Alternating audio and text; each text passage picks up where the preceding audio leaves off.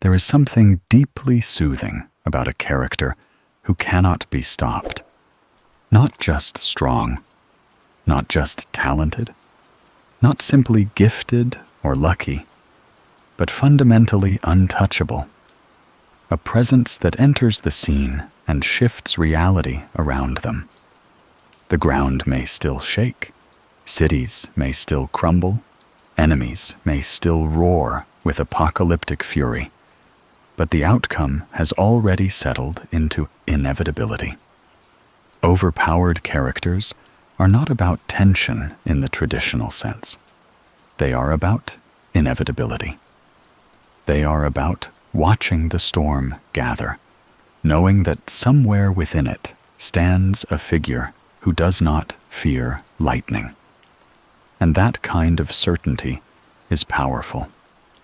In a world that feels unstable, unpredictable, and constantly escalating, the existence of a character who stands above chaos offers something rare: assurance. When they arrive, the panic fades. The dread dissolves. Even if destruction continues around them, the viewer knows, deep down, that things will stabilize. But overpowered characters are not simple wish fulfillment. If they were, they would grow boring instantly. The truth is more complex. Their strength does not remove conflict. It transforms it. When physical defeat is no longer a threat, the story must search elsewhere for meaning. And that is where the burden begins. Let's begin with Goku. Goku is often described as one of the strongest beings in anime. But what makes him fascinating is not simply the scale of his power. It is the escalation of it. From a cheerful child with a tail and a power pole to a warrior who trades blows with gods, Goku's strength feels like a ladder that never stops extending upward. Every time he reaches what appears to be the summit, the mountain grows taller. Super Saiyan was once mythic. Then it became baseline. Super Saiyan 2 felt transcendent. Then it became surpassed. Super Saiyan God introduced divine energy. Then came Super Saiyan Blue. Then Ultra Instinct, a state where the body moves without conscious thought. Instinct refined beyond hesitation. And through every transformation, one thing remains consistent. Goku earns it through suffering and obsession. He trains in gravity that crushes his bones. He pushes his body to collapse. He dies more than once and returns stronger. His strength is not arbitrary. It is cumulative, layered, built through repetition, through discipline, through an almost childlike hunger to see what lies beyond the next ceiling. That hunger is important, because Goku does not seek power for dominance. He seeks it for curiosity. He wants to know what he is capable of. He wants to fight opponents who challenge him. He wants to test the limits of existence itself. And this desire justifies his overpowered nature. The world of Dragon Ball escalates because Goku escalates. Threats grow because he grows. Gods notice him because he refuses to plateau. His strength becomes both the catalyst for danger and the only solution to it. But with that comes distance. How many beings can truly stand beside him now? How many can relate to the scale of his perception? When your punches can fracture dimensions, when your sparring partners include deities of destruction, when universes tremble as collateral damage, what does ordinary life feel like? There is a quiet loneliness in that altitude. Now contrast that with Saitama. If Goku represents earned escalation, Saitama represents absurd transcendence. Saitama did not climb gradually through cosmic hierarchies. He performed a simple, almost laughable training routine. 100 push-ups, 100 sit-ups, 100 squats, and a 10-kilometer run every single day, until something within him broke. Or perhaps, until something within the world broke. He removed his limiter, and suddenly, nothing could challenge him. Monsters that threaten extinction crumble in one strike. Alien conquerors are dismissed mid-speech. Apocalyptic prophecies dissolve before they can complete their sentence. The world reacts with terror. Saitama reacts with boredom. And that boredom is the point. Saitama's overpowered state is not about spectacle. It is about emptiness. When there is no ceiling left to break, no rival to surpass, no enemy capable of pushing you beyond your comfort, growth becomes abstract. Victory becomes routine. Adrenaline disappears. He does not struggle physically. He struggles existentially. In that sense, his power is not a reward. It is a narrative experiment. What happens when the protagonist wins too easily? What happens when the journey is complete before it begins? The answer is unsettling. Life becomes quiet. Strength isolates him, not through fear, but through irrelevance. The hero association ranks him inaccurately. The public misunderstands him. Other heroes compete for validation. Saitama stands outside of all of it, detached from both admiration and rivalry. Overpowered characters often occupy that detached space. And then there is Gojo Satoru. Gojo is different from both Goku and Saitama because his power exists within a structured system, and he breaks it from the inside. His infinity technique renders him untouchable. Attacks slow to a halt before reaching him. Space itself divides infinitely, preventing contact. His domain expansion overwhelms opponents with infinite information. His presence alone shifts the balance of the entire jujutsu world. He is not simply strong. He destabilizes politics.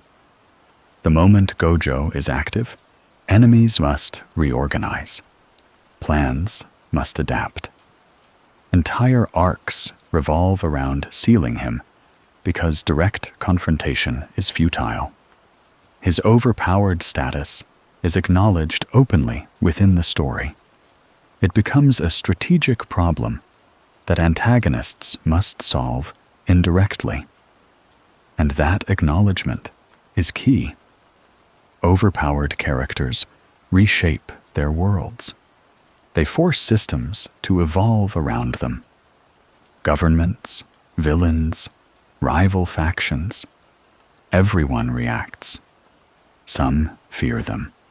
Some worship them. Some seek to contain them. But no one ignores them. Power of that magnitude is gravitational. But gravity creates isolation. Gojo carries himself with confidence, humor, even arrogance. Yet beneath it lies awareness. He understands that if he falls, the world collapses quickly. He understands that students depend on him not just as a teacher, but as a shield. The burden of being the strongest is not just about dominance. It is about responsibility. Responsibility magnifies loneliness. Across these characters, a pattern begins to form. Overpowered strength must be justified narratively. Sometimes it is earned through endless training and near-death growth, like Goku. Sometimes it is thematically intentional, like Saitama, designed to deconstruct tension itself.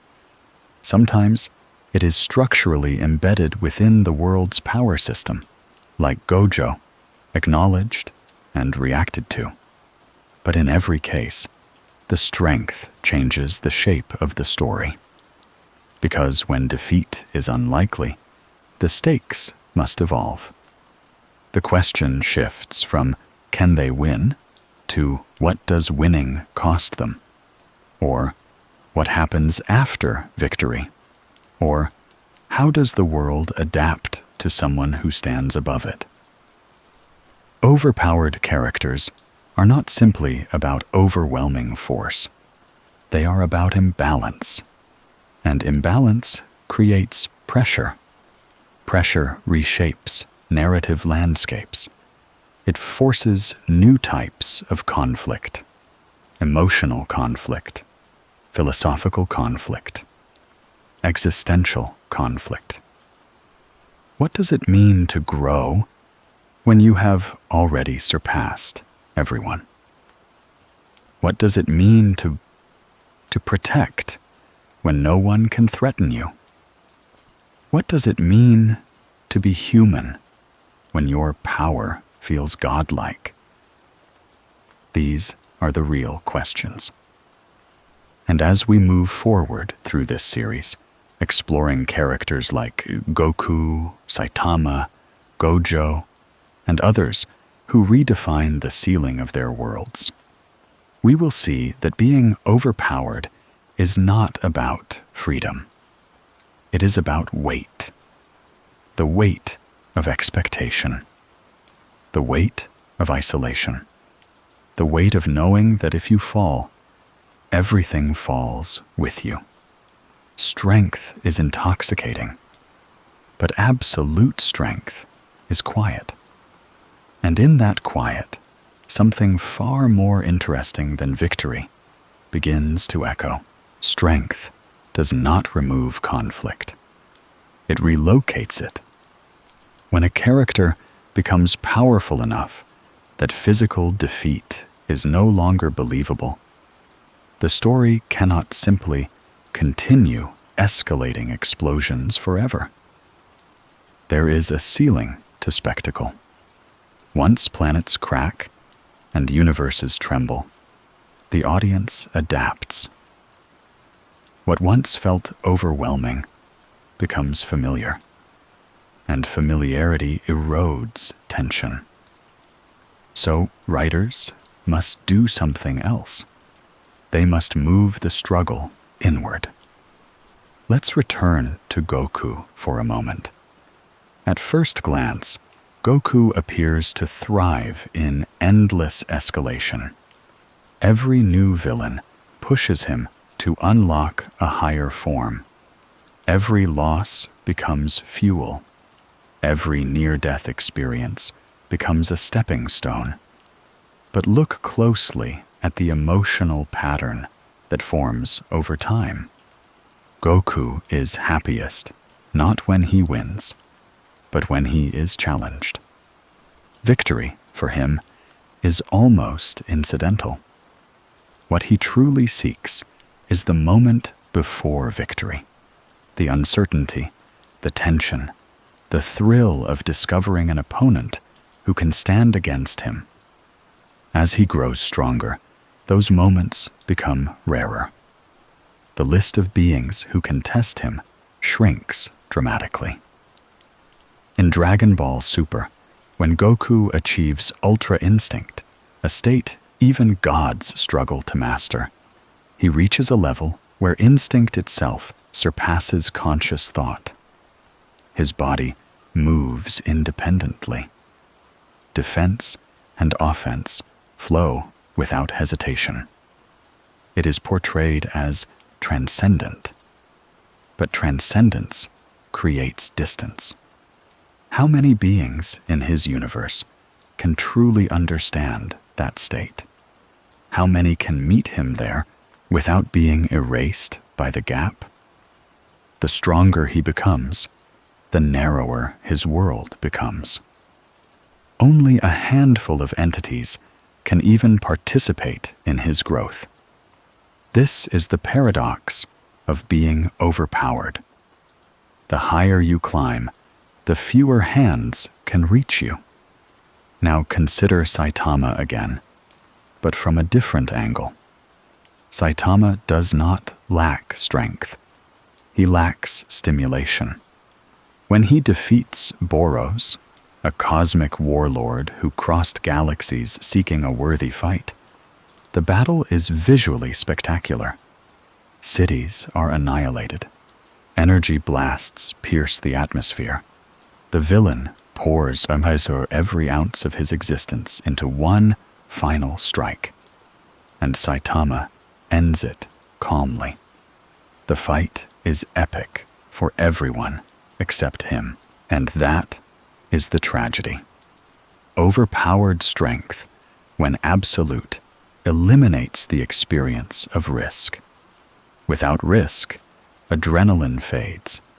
Without adrenaline, intensity fades. Without intensity, meaning fades. Saitama's greatest struggle is not survival. It is finding something that feels real. This internal vacuum is subtle, but it defines him more than his punches ever could. He attends supermarket sales with more emotional investment than he shows in planetary threats. The contrast is comedic, yes, but it is also revealing. When nothing can threaten your existence, everyday inconveniences begin to matter disproportionately, because they are the only things that feel tangible. Overpowered characters often experience this shift. When cosmic danger becomes manageable, mundane reality regains weight. The scale inverts. Now look at Gojo Satoru. Gojo's power isolates him differently. Unlike Saitama, he exists in a system that openly acknowledges his dominance. Curses fear him. Sorcerers rely on him. Leaders calculate around him. The entire balance of the jujutsu world shifts because of his existence. And that makes him a target. When someone becomes too powerful within a structured world, the world does not simply accept it. It reorganizes. Coalitions form. Seals are created. Contingency plans develop. Gojo's strength does not eliminate opposition. It concentrates it. The antagonists do not attempt to overpower him directly. They attempt to remove him strategically. This is another pattern. When brute force fails, intelligence rises. Overpowered characters force their enemies to evolve creatively. Instead of stronger punches, we get traps. Instead of direct confrontations, we get schemes. Instead of fair fights, we get manipulation. Power reshapes the battlefield into something psychological. And psychological warfare can reach even the strongest. But beyond strategy, there is another element that begins to surface. Expectation. The stronger a character becomes, the more the world expects from them. Goku is expected to save Earth repeatedly. Gojo is expected to maintain balance single-handedly. Even Saitama, despite being under-recognized, is implicitly relied upon when threats escalate beyond control. Being the strongest means being the last line of defense. And the last line of defense does not get to fail. This expectation becomes a silent weight. It is rarely acknowledged directly, but it is always present. When an overpowered character enters the battlefield, everyone relaxes. Relief spreads instantly. But what happens if they hesitate? What happens if they miscalculate?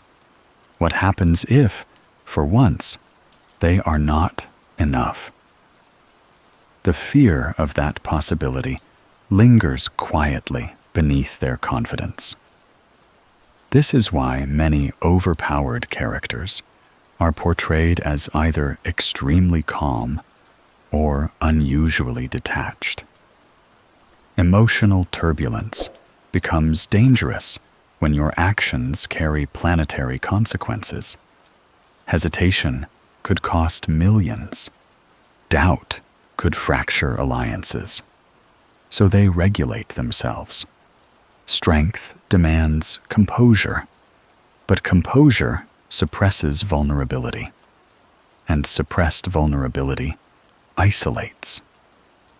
Another subtle transformation occurs when a character becomes overpowered. Their identity shifts from individual to symbol. Goku is no longer just a Saiyan warrior. He becomes a symbol of limitless growth. Saitama becomes a symbol of absurd inevitability. Gojo becomes a symbol of structural imbalance. Symbols are powerful, but they are impersonal. When you become a symbol, people stop seeing you as a person. They project onto you. They depend on you. They fear you. They idolize you. But rarely do they understand you. The stronger you are, the less relatable you become. And relatability is a strange thing. It thrives in weakness. It flourishes in failure. It bonds through shared limitation. Overpowered characters, by definition, transcend those limitations. So stories must compensate. They give them quirks, humor, emotional blind spots, moral dilemmas, personal attachments. They humanize the untouchable, because without humanity, power becomes sterile, and sterile power is boring. This is why the most enduring overpowered characters are never defined solely by their strength. They are defined by what they lack. Goku lacks restraint in his curiosity, sometimes endangering others through his desire to fight stronger opponents. Saitama lacks fulfillment, drifting through victories that feel hollow. Gojo lacks true equals, aware that his presence warps the system he tries to improve. Power alone does not sustain narrative interest. Tension must migrate. And as we continue, we will begin examining how these characters became overpowered in the first place, whether through training, destiny, genetics, or narrative necessity, and whether that power feels earned or imposed. Because being overpowered is not just about how strong you are. It is about how that strength changes everything around you. And so, to truly understand overpowered characters, we have to examine how they become that way in the first place. Because power without origin feels hollow, and even the most absurd strength must anchor itself to something that feels internally consistent. Some characters are born with advantages that place them above others from the very beginning, while others claw their way upward through discipline, obsession, and suffering. Some are accidents of evolution. Some are experiments of fate.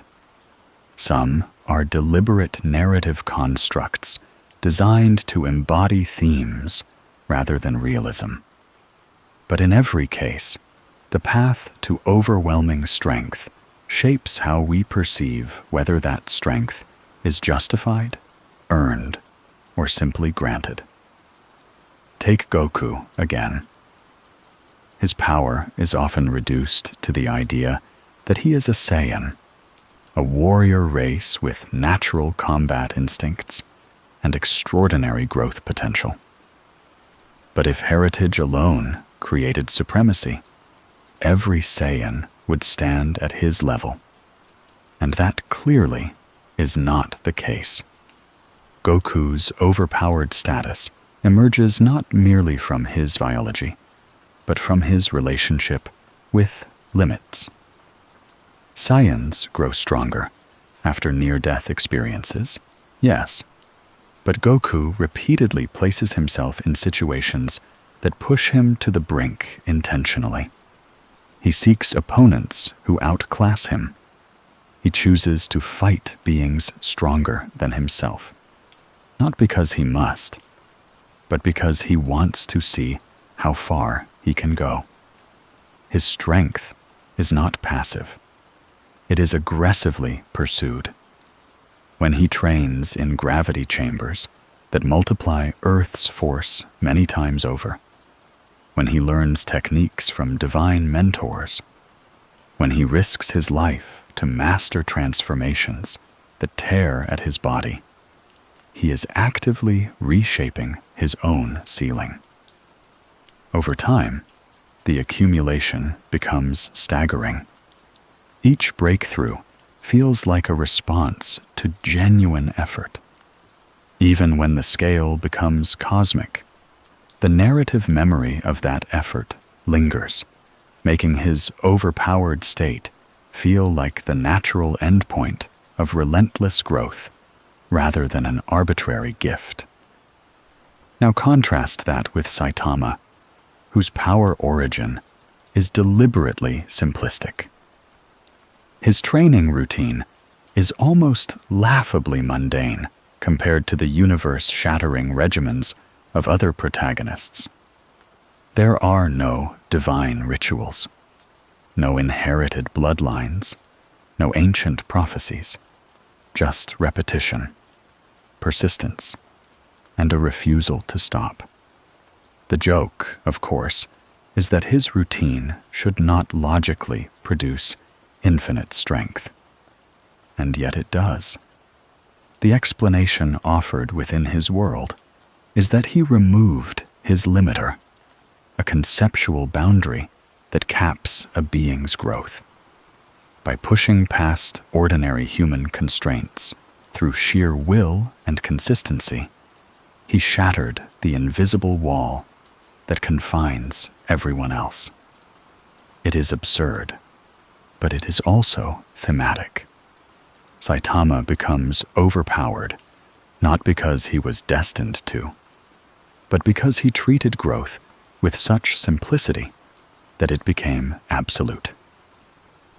In doing so, the story subtly questions whether limits are real or simply accepted. His strength is not justified through escalating danger. It is justified through parity. But beneath the parity lies an uncomfortable suggestion. What if the only thing separating ordinary effort from extraordinary transcendence is persistence beyond reason? Then there are characters whose overpowered nature stems from rare convergence. Genetic lottery combined with training, opportunity combined with talent.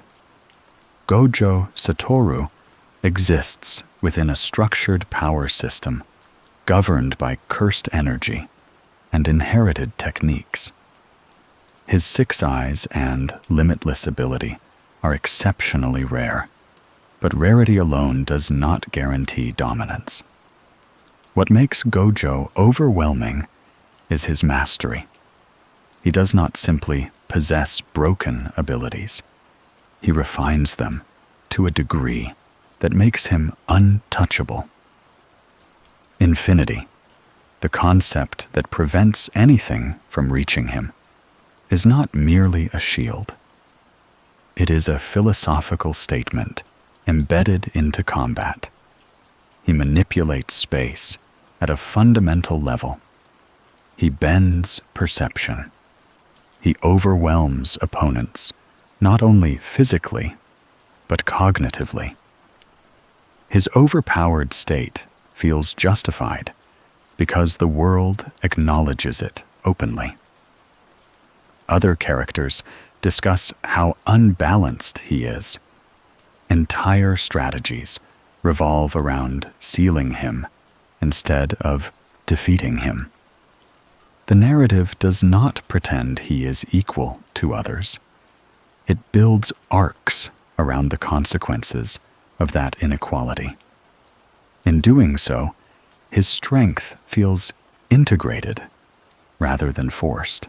The question of whether overpowered characters earned their power often depends on how visibly they struggled before attaining it.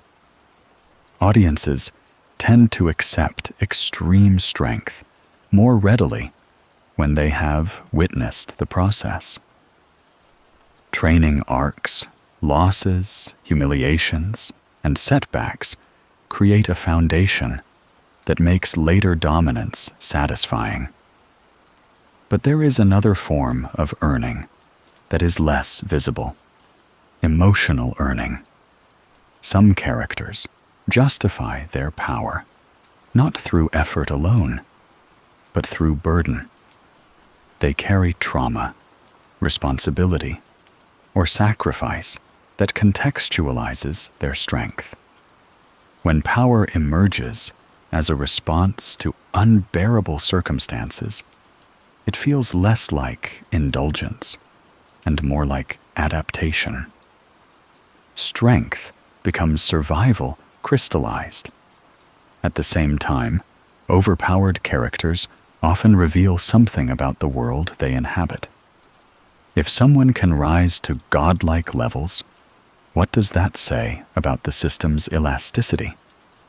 Is the world designed to allow transcendence, or is transcendence a glitch? In Dragon Ball, the ceiling keeps rising, suggesting that growth is infinite.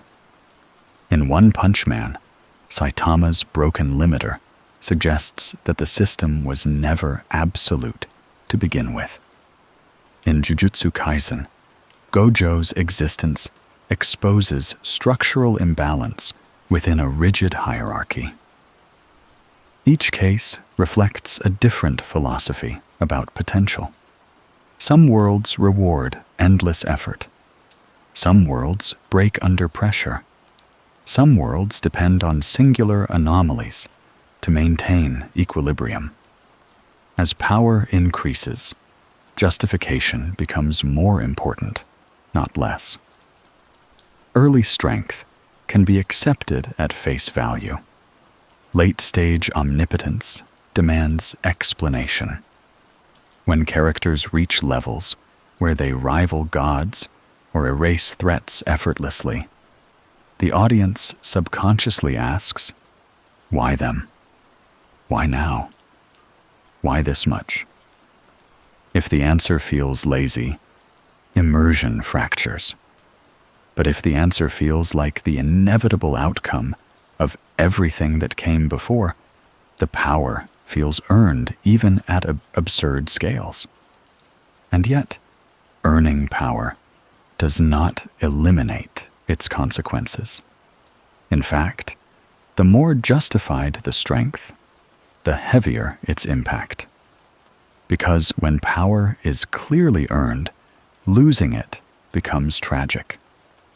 When it is clearly integrated into identity, restraint becomes difficult. When it defines a character's role in the world, stepping away from it becomes nearly impossible. Overpowered characters are rarely allowed to retire peacefully. Their existence becomes too central. The world adapts to them. Threats escalate because of them. Allies depend on them. Enemies prepare specifically for them. So the origin of overpowered strength is not just backstory. It is architecture. It determines whether the power feels like spectacle, satire, destiny, evolution, or responsibility. It shapes how we respond emotionally. It influences whether we cheer, question, or quietly accept.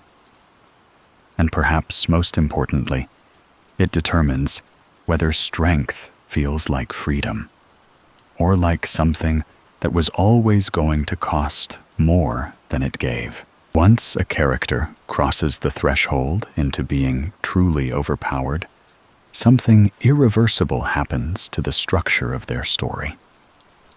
The narrative can no longer rely on traditional danger to sustain momentum. Physical threats lose credibility. Battles shift from suspense to spectacle. The question is no longer whether the hero will survive, but how effortlessly or how dramatically they will assert dominance. And this is where weaker writing often collapses, because if strength continues to escalate without consequence, the story begins to hollow out.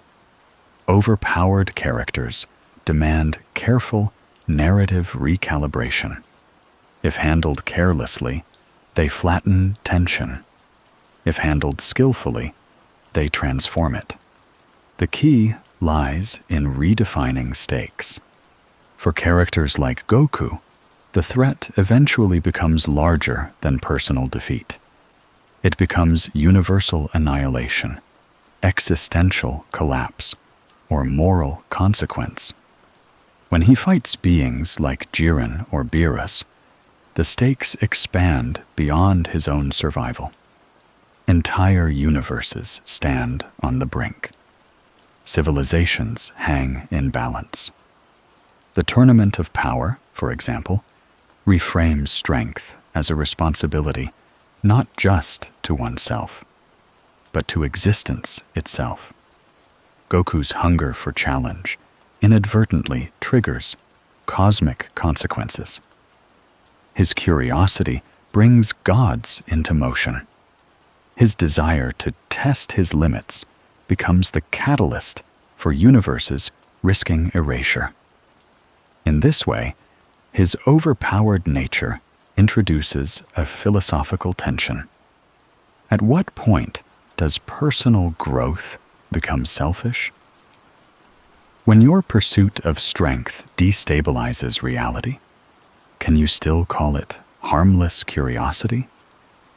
The narrative subtly asks whether being the strongest absolves you of unintended consequences, or whether it magnifies them. Saitama's narrative recalibration is more internal, because no external threat can genuinely challenge him. The tension shifts to meaning. What does it mean to be a hero when heroism feels effortless? When applause is misdirected and recognition goes elsewhere, does validation matter? Saitama's overpowered state strips away the dramatic payoff that typically defines shonen protagonists. There are no triumphant screams that push him beyond his limit, no desperate gambits, no edge of death awakenings. He wins quietly, casually, almost bored. And the absence of struggle forces the audience to confront something uncomfortable. We are conditioned to equate effort with value. When victory requires no effort, it feels emotionally muted. Saitama's power deconstructs the formula that most action stories rely upon. In doing so, it asks whether the journey is more important than the destination, and what happens when the journey ends prematurely. Gojo's recalibration operates on a structural level. His overwhelming presence warps the political ecosystem of Jujutsu Kaisen. The existence of a single man strong enough to destabilize curses globally creates imbalance that must be addressed. Villains do not train to surpass him. They design elaborate strategies to remove him from the board entirely. The Shibuya incident is not about overpowering Gojo. It is about isolating and sealing him. That narrative decision is telling. When a character becomes too strong for conventional conflict, the story shifts toward constraint. Limitation becomes more interesting than domination. By temporarily removing Gojo from active participation, the narrative restores uncertainty. But that absence also reinforces his significance. The world becomes visibly more fragile without him. His strength is not just impressive, it is foundational. When he is gone, the balance fractures immediately. This pattern reveals something essential about overpowered characters. They often function as pillars. Remove them, and the structure shakes. Keep them active, and the structure bends around them. Either way, their presence dictates the rhythm of the story. That level of narrative gravity is rare. It means the character is no longer just participating in events. They are defining the boundaries within which events can occur. But there is another, subtler recalibration that occurs as well. Emotional stakes begin to eclipse physical ones. When death is unlikely, failure takes new forms. Can the strongest protect everyone? Can they save the person closest to them? Can they prevent collateral damage? Can they maintain their ideals when tested morally rather than physically? The burden shifts from survival to preservation. Overpowered characters often carry the expectation of perfection. A normal hero can afford a mistake. The strongest cannot. When you are the final safeguard, even a minor oversight becomes catastrophic. This expectation breeds pressure. Pressure breeds isolation. Because who can truly understand that weight? Who can reassure the one who reassures everyone else? The strongest rarely receive comfort. They provide it. And in doing so, they internalize their own fears. Goku rarely expresses doubt, but the scale of his battles implies constant responsibility. Gojo masks seriousness with humor, but the political tension surrounding him suggests constant calculation. Saitama hides existential emptiness behind apathy, but his detachment reveals emotional stagnation. Overpowered characters are rarely allowed emotional collapse. Their composure becomes part of their mythos, and mythologized composure can become a cage. When the world believes you are invincible, admitting vulnerability feels like betrayal. Strength becomes performance. Confidence becomes obligation. Another recalibration occurs in how villains are written. Antagonists facing overpowered protagonists must either match them directly or embody something strength cannot solve. Jiren represents overwhelming discipline and stoicism, challenging Goku's philosophy rather than just his fists. Boros mirrors Saitama's search for meaning, acting as a tragic reflection of what infinite strength can do to one's sense of purpose. Kenjaku and other masterminds in Jujutsu Kaisen operate through manipulation and timing, exploiting systemic flaws rather than raw force. When brute strength becomes insufficient as a narrative tool, ideology and strategy step forward.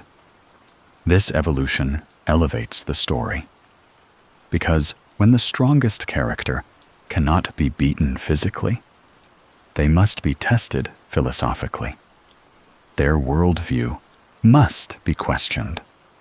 Their motivations must be challenged. Their sense of self must be destabilized. In this way, overpowered characters often end up confronting the most abstract conflicts. Not whether they can win, but whether their existence is sustainable. Not whether they can dominate, but whether domination is even the goal. Not whether they are strong enough, but whether strength alone is meaningful. And as their power continues to grow, the recalibration becomes more delicate. Escalate too far, and nothing feels grounded. Restrain too much, and the power feels wasted. The balance between awe and engagement becomes razor thin. But when that balance is achieved, overpowered characters do something remarkable. They transform the story from a survival tale into a meditation on responsibility, isolation, expectation, and purpose. And that transformation is where their true depth begins to emerge. One of the most fascinating aspects of overpowered characters is how they distort the perception of effort. In most stories, effort and outcome are tightly bound together. We watch a character train, struggle, fail, bleed, doubt themselves, and eventually succeed. The victory feels so proportional to the struggle that preceded it. That proportionality is comforting. It mirrors the way we hope the real world works. That effort accumulates into reward, that perseverance results in growth.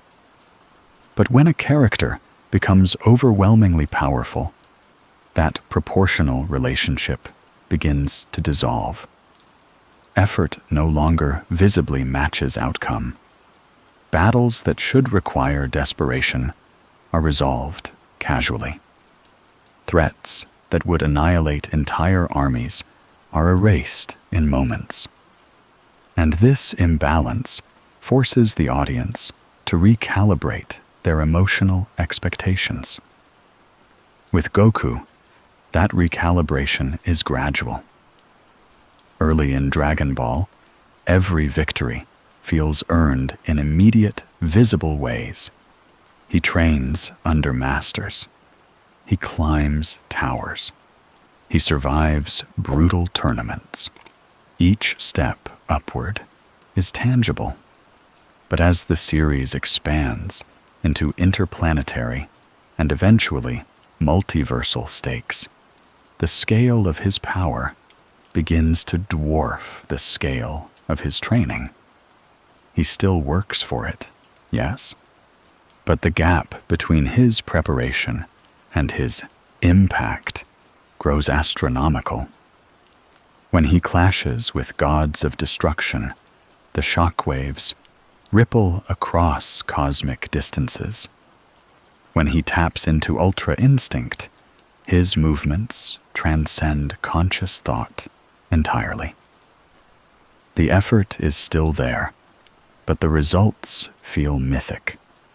At some point, Goku stops feeling like a martial artist and begins feeling like a force of nature. And yet, because we witnessed his long ascent, the myth feels justified. The groundwork sustains the spectacle. Saitama, on the other hand, intentionally severs effort from spectacle. His growth happens off-screen in the past. By the time the story begins, he has already surpassed everything. The audience is denied the traditional arc of struggle to triumph. Instead, we are placed in the aftermath of infinite effort. And that aftermath is quiet, mundane, almost anticlimactic. The humor of One Punch Man derives from this distortion.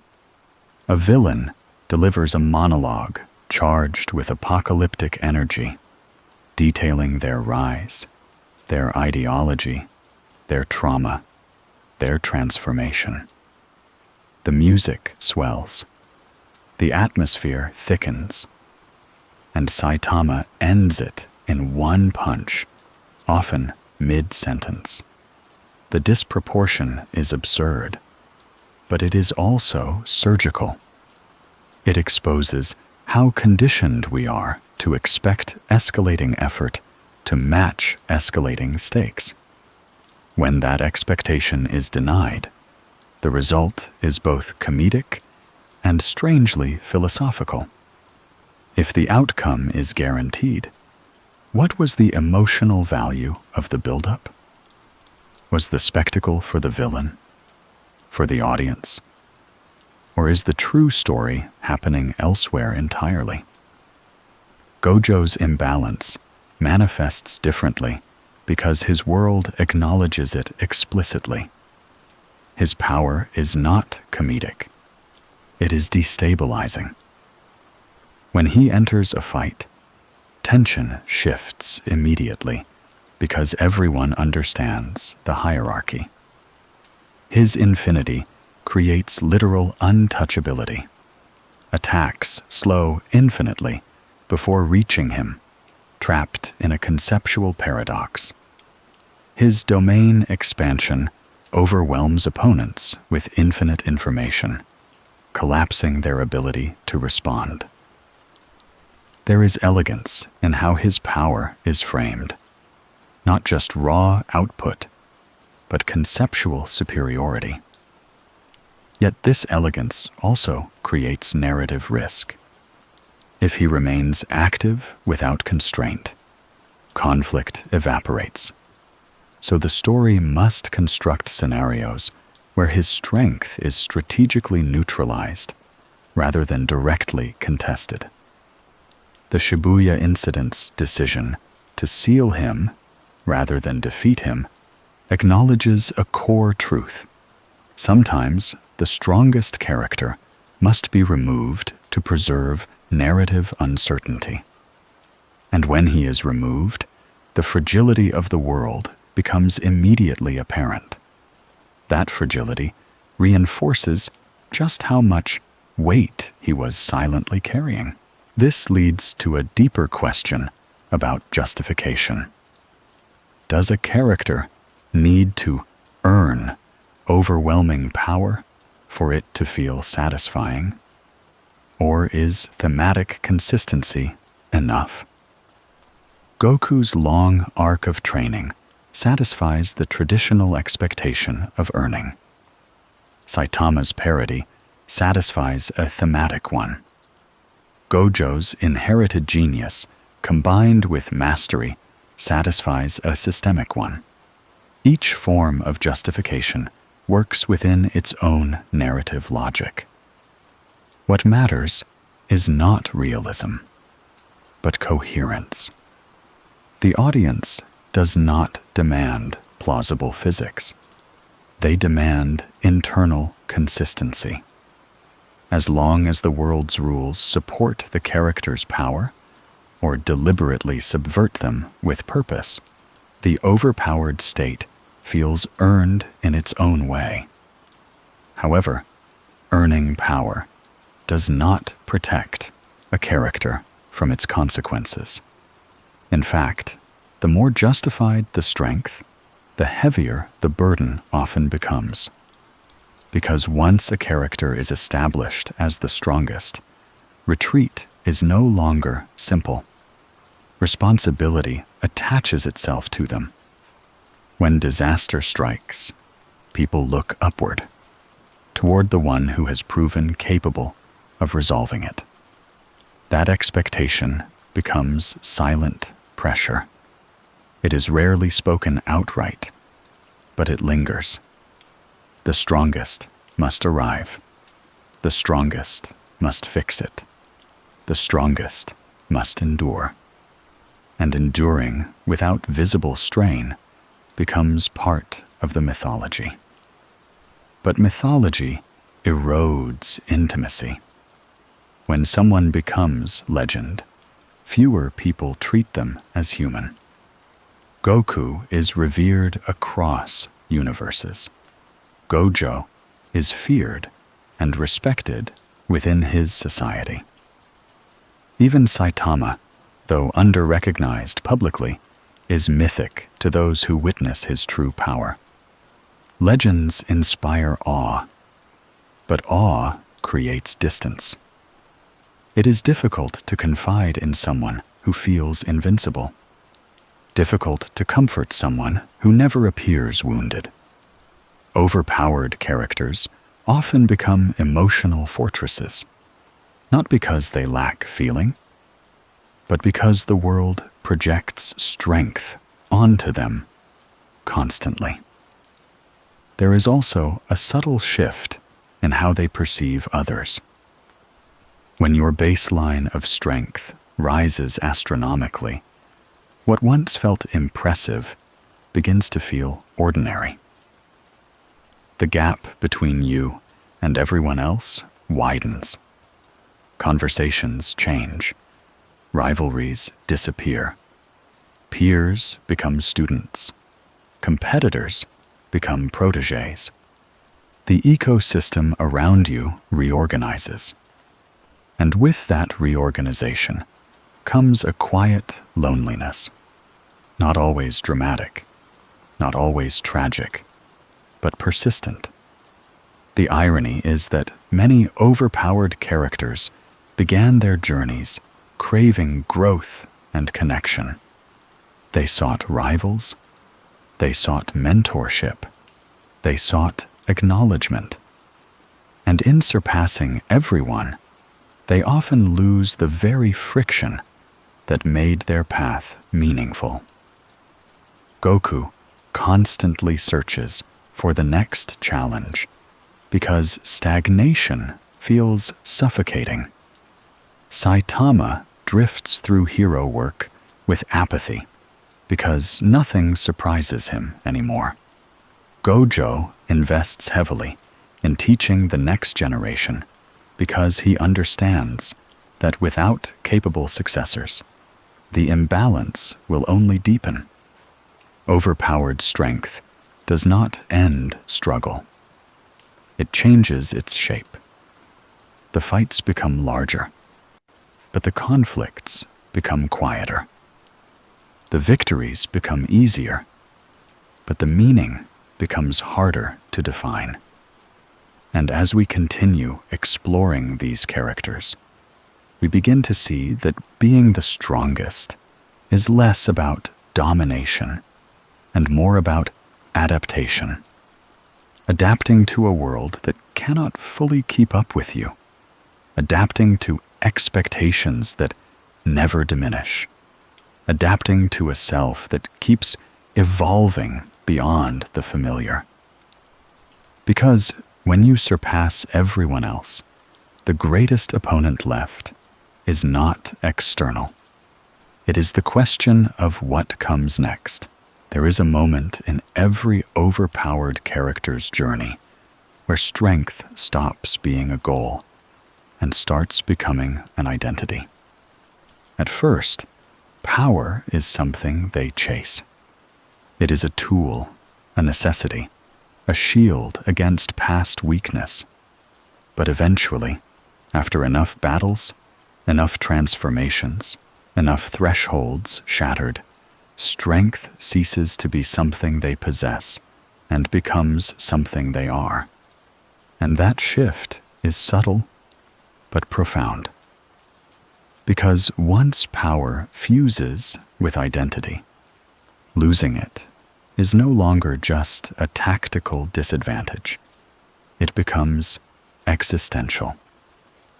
For Goku, strength began as survival and curiosity. As a child, fighting was instinctive.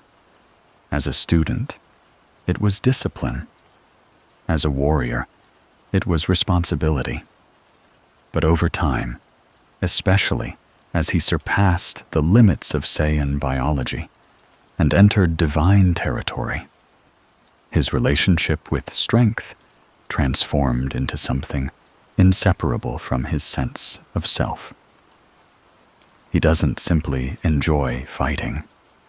He defines himself through growth.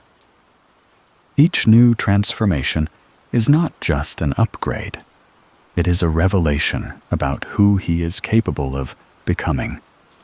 Super Saiyan was rage refined into power. Super Saiyan 3 was raw exertion pushed to its edge. Super Saiyan God introduced serenity and divine ki. Ultra Instinct required surrender, the quieting of ego so that instinct could flow unimpeded. These forms are not random power spikes. They are philosophical evolutions. Goku's strength mirrors his internal state, and because of that, his identity expands with every ceiling he breaks. If you asked him who he is, the answer would likely circle back to becoming stronger tomorrow than he is today. Power is no longer separate from self. It is the language through which he understands existence. Saitama's identity inversion is more unsettling. Unlike Goku, who is constantly climbing, Saitama has already reached the summit. His strength is static, in the sense that it appears limitless from the outset. There is no visible arc of transformation, no dramatic new forms, no desperate awakenings. He simply is. And that permanence begins to blur the boundary between identity and ability. When nothing challenges you physically, your sense of self begins to detach from struggle entirely. Saitama does not think of himself as extraordinary, but the world's physics disagree. He has become so overpowered that his own growth feels irrelevant.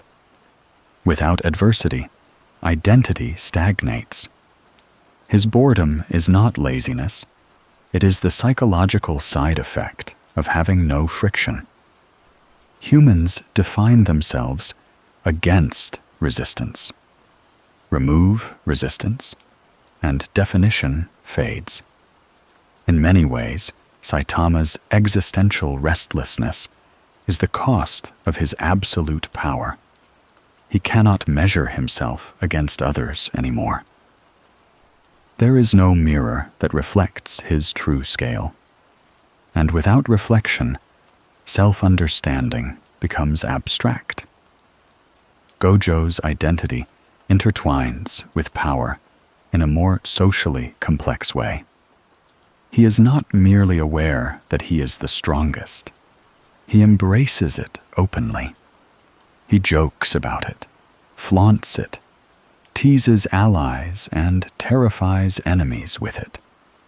But beneath that confident exterior lies a deeper awareness. His strength isolates him institutionally. The jujutsu world does not simply rely on him. It orbits him. His existence distorts hierarchy. Elders tolerate him because they cannot control him. Students idolize him because they aspire to reach even a fraction of his level. Enemies design elaborate contingencies specifically to remove him. His identity as the strongest becomes a political variable. Unlike Goku, whose strength exists in an ever-expanding cosmic arena, Gojo's strength exists within a rigid system that resents imbalance. That resentment defines his role. He is both guardian and destabilizer. And that duality fuses into his sense of self. To be Gojo Satoru is to carry the knowledge that if you fall, the equilibrium collapses immediately. When strength becomes identity, vulnerability becomes terrifying. Not just physically, but psychologically. Because what happens if the strongest fails? What happens if the invincible is pierced? Even a small crack in that myth can reverberate violently through the world around them. This is why moments where overpowered characters are restrained, sealed, or temporarily outmatched feel seismic. It is not merely a plot twist. It is an identity rupture. The audience feels it because the character's very definition is momentarily destabilized. There is also an unexpected consequence of identity-bound strength. Relationships shift in tone.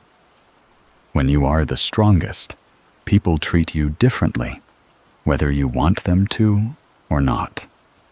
Some grow dependent. Some grow intimidated. Some grow resentful. Genuine equality becomes rare. Goku finds fragments of it in rivals like Vegeta.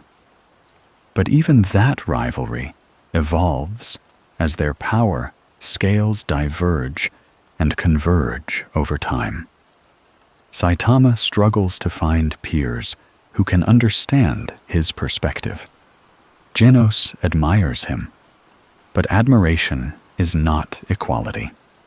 Gojo attempts to cultivate strength in his students precisely because he understands that without capable equals, his world remains structurally fragile.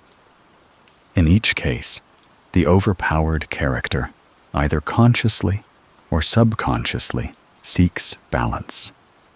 Not in raw power, but in companionship.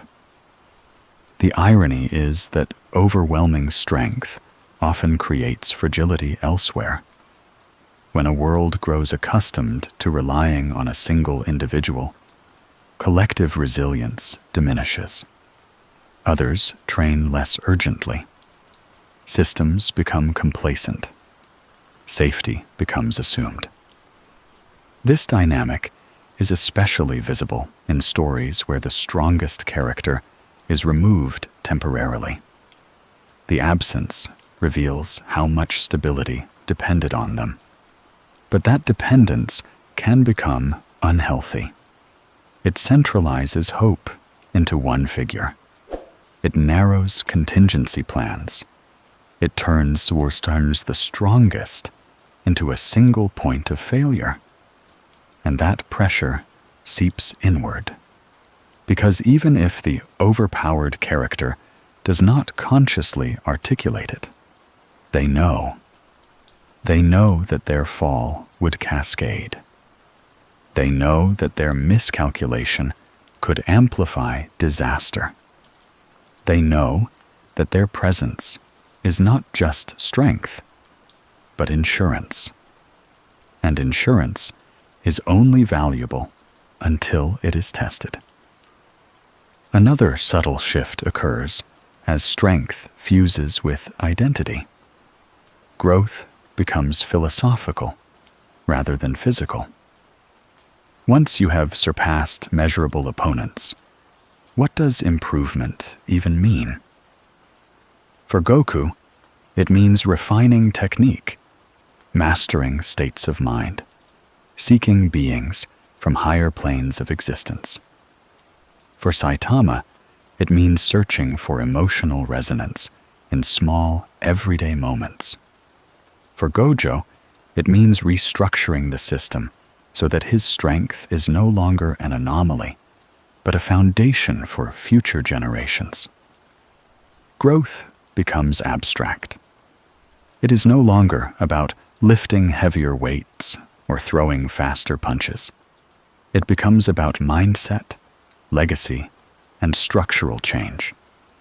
This is where overpowered characters become more than spectacle. They become meditations on transcendence. What happens after you transcend your limits? Do you continue climbing? Do you plateau and reflect? Do you attempt to lift others with you? Do you dismantle the ladder entirely? Power fused with identity is both empowering and imprisoning. It grants agency beyond imagination, yet narrows the pathways through which you are allowed to exist. When the world sees you as the strongest, stepping outside that role feels disorienting. Vulnerability becomes risky. Retirement becomes unlikely. Even peace becomes temporary, because peace, built on singular dominance, is inherently unstable. And so the strongest continue forward, not always because they want to, but because momentum demands it. Because once strength becomes who you are, the question is no longer whether you will use it. The question becomes whether you can ever set it down. At a certain point, overpowered characters stop representing strength alone and begin representing potential, not just their own, but the theoretical maximum of what their world allows. They become proof that the ceiling is not fixed. And that proof is both inspiring and destabilizing. Because once someone has demonstrated that limits can be broken, the concept of limitation itself begins to erode.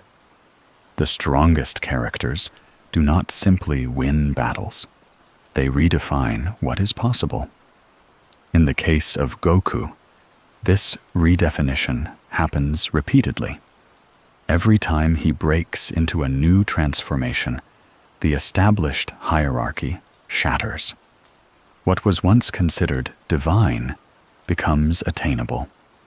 What was once unreachable becomes the new baseline.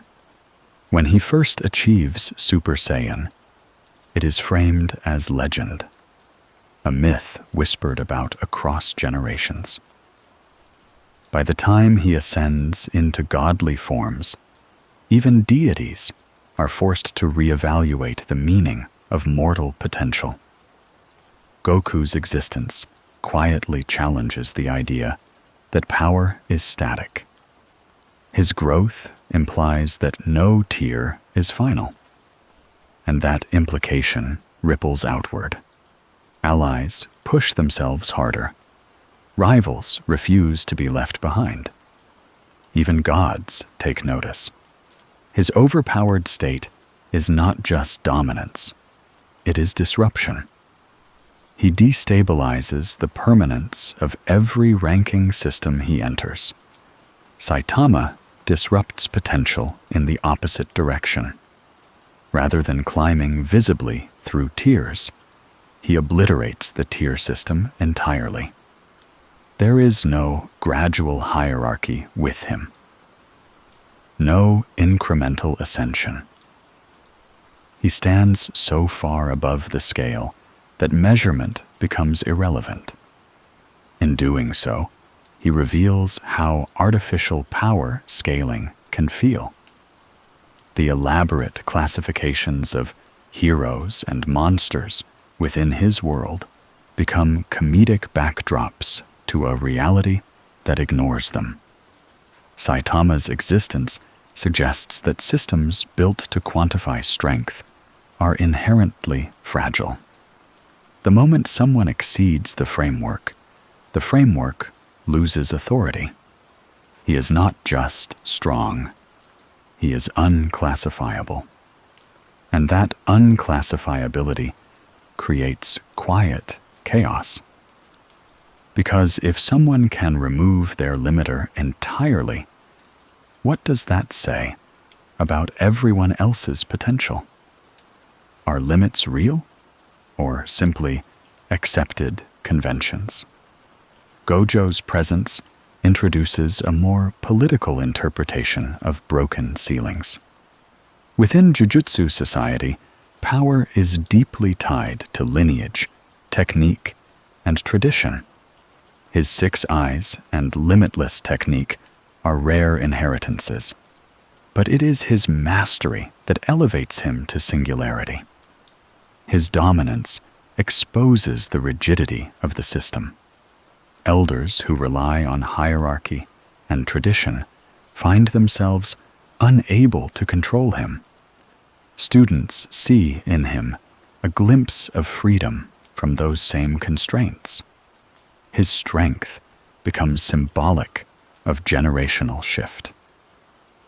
He is not just the strongest sorcerer. He is a challenge to institutional stagnation. And because of that, his power carries ideological weight. It is not neutral. It forces confrontation with the system's limitations. Overpowered characters often carry this symbolic function. They embody the question, what happens when someone surpasses the design of their world? Some worlds stretch to accommodate them. Others attempt to suppress them. Some fracture entirely. But beyond systems and hierarchies, there is a more intimate dimension to broken ceilings: inspiration. When someone reaches impossible heights, it changes how others see themselves. Vegeta's relentless pursuit of Goku is fueled not only by rivalry, but by proof. If Goku can ascend, then perhaps he can too. Genos follows Saitama because he believes proximity to limitless strength will reveal the secret to growth. Gojo deliberately cultivates students like Yuji and Megumi because he understands that strength concentrated in one person is unstable. It must be distributed, replicated, evolved. In this way, the strongest characters become catalysts. They ignite growth in others. But inspiration has a shadow side, because when someone becomes the embodiment of maximum potential, comparison becomes inevitable, and comparison can crush as easily as it motivates. Standing beside the strongest can amplify your own limitations. Being constantly measured against someone untouchable can breed resentment, insecurity, or dependency. Not everyone responds to overwhelming strength with admiration. Some respond with fear, others with jealousy, others with quiet despair. This duality is essential. Overpowered characters create gravitational pull. Some are drawn closer, seeking warmth. Others are pushed outward, unable to withstand the intensity. And then there is the philosophical dimension of broken ceilings, the unsettling realization that if limits can always be surpassed, stability becomes temporary. In Dragon Ball, the scale keeps expanding. Stronger foes appear. Higher planes of existence are revealed. Divinity itself becomes just another rung. The horizon never stops receding. This endless escalation creates excitement, but it also introduces existential instability. If there is always something higher, then peace is provisional. Rest is temporary. Victory is intermission. Saitama represents the opposite extreme. The horizon has already been reached. There is nothing beyond him, at least nothing shown so far. And that finality creates stagnation. Without a higher peak, direction fades. If growth is infinite, you are forever climbing. If growth is complete, you are suspended in stillness. Both carry their own form of disquiet. Gojo sits somewhere between these extremes. He is currently unmatched within his framework. But the existence of ancient sorcerers and long-buried techniques suggests that ceilings still exist beyond him. His dominance is immense, yet not cosmically infinite. That balance allows tension to persist, but it also reinforces the fragility of singular strength. If someone eventually surpasses him, what becomes of the system that relied on his superiority? Overpowered characters, at their best, are not just about winning fights. They are about challenging assumptions. They force us to reconsider the permanence of limits. They test whether systems are flexible or brittle. They expose how societies respond to imbalance, whether through adaptation, resistance, or collapse. And on a quieter level, they mirror a universal human desire to break through what confines us, to exceed expectation, to redefine what we are capable of. But as these characters show repeatedly, breaking the ceiling is only the beginning, because once the ceiling is gone, you are left standing in open sky. And open sky can feel just as overwhelming as any cage. There is an often overlooked cost to being overpowered that has nothing to do with enemies, politics, or even loneliness. It has to do with time. When a character rises to the level of overwhelming strength, their relationship with time subtly changes. Growth, which once felt linear and measurable, begins to distort. The early stages of power are easy to track. Train for a month, improve slightly. Endure a battle, unlock a new level. Recover from defeat, return stronger. The progression feels grounded. But when someone becomes vastly superior to nearly everyone around them, improvement becomes abstract. What does it mean to grow when the gap between you and others is already astronomical? What does one more step forward even look like? For Goku, time transforms into an endless horizon. His life becomes structured around cycles of training, battle, recovery, and transcendence. Years pass in gravity chambers. Days are spent in hyperbolic time chambers, where time itself stretches and compresses. He treats decades as opportunities to refine technique. Aging barely touches him in visible ways because Saiyan biology prolongs his prime. The implication is subtle but powerful. For someone like Goku, time is not a constraint, but a resource. He is not racing against decline. He is racing toward infinity. And that endless runway alters how urgency functions.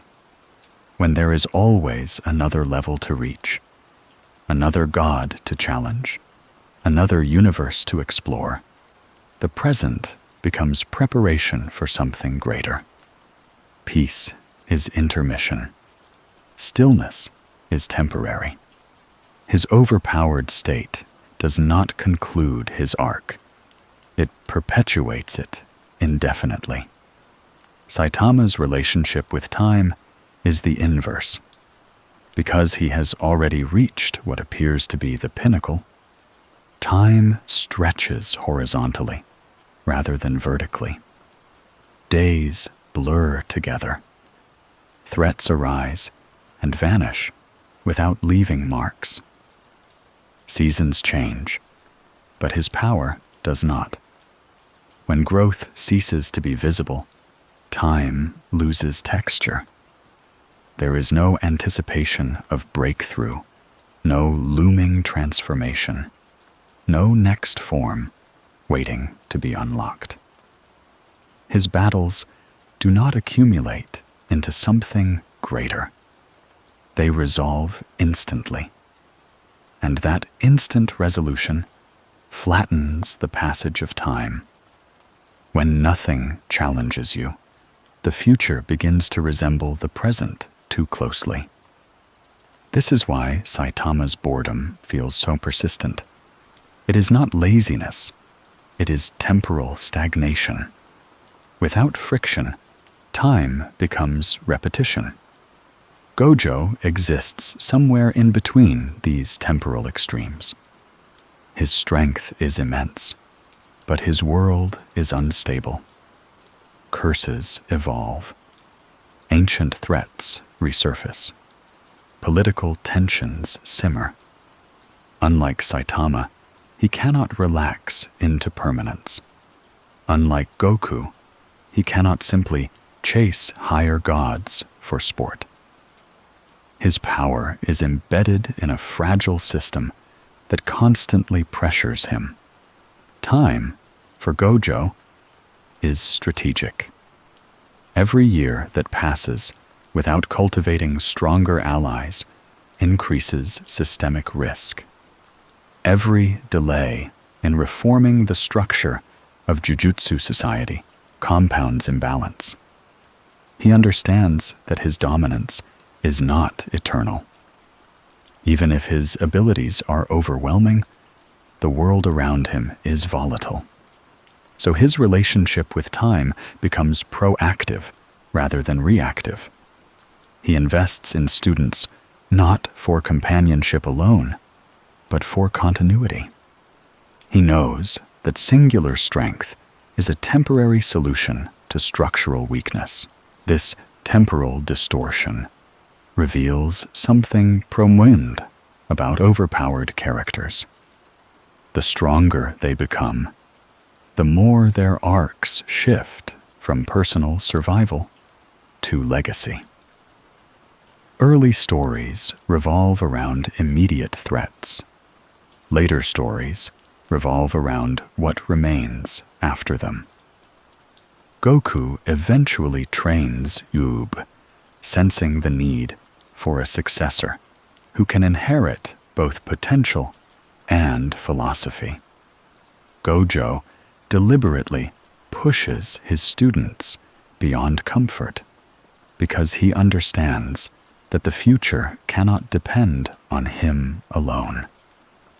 Even Saitama, despite his detachment, forms quiet bonds that suggest the possibility of influence beyond brute strength. The strongest characters eventually confront a question that has nothing to do with combat. What happens when I am no longer here? Overpowered status also alters how risk is perceived across time. For ordinary characters, a single battle can define everything. Injury matters. Loss lingers. For someone overwhelmingly strong, immediate risk diminishes. But long-term risk amplifies. The threat is no longer dying in battle. It is failing to prevent something irreversible. It is allowing a system to rot. It is inspiring dependency instead of resilience.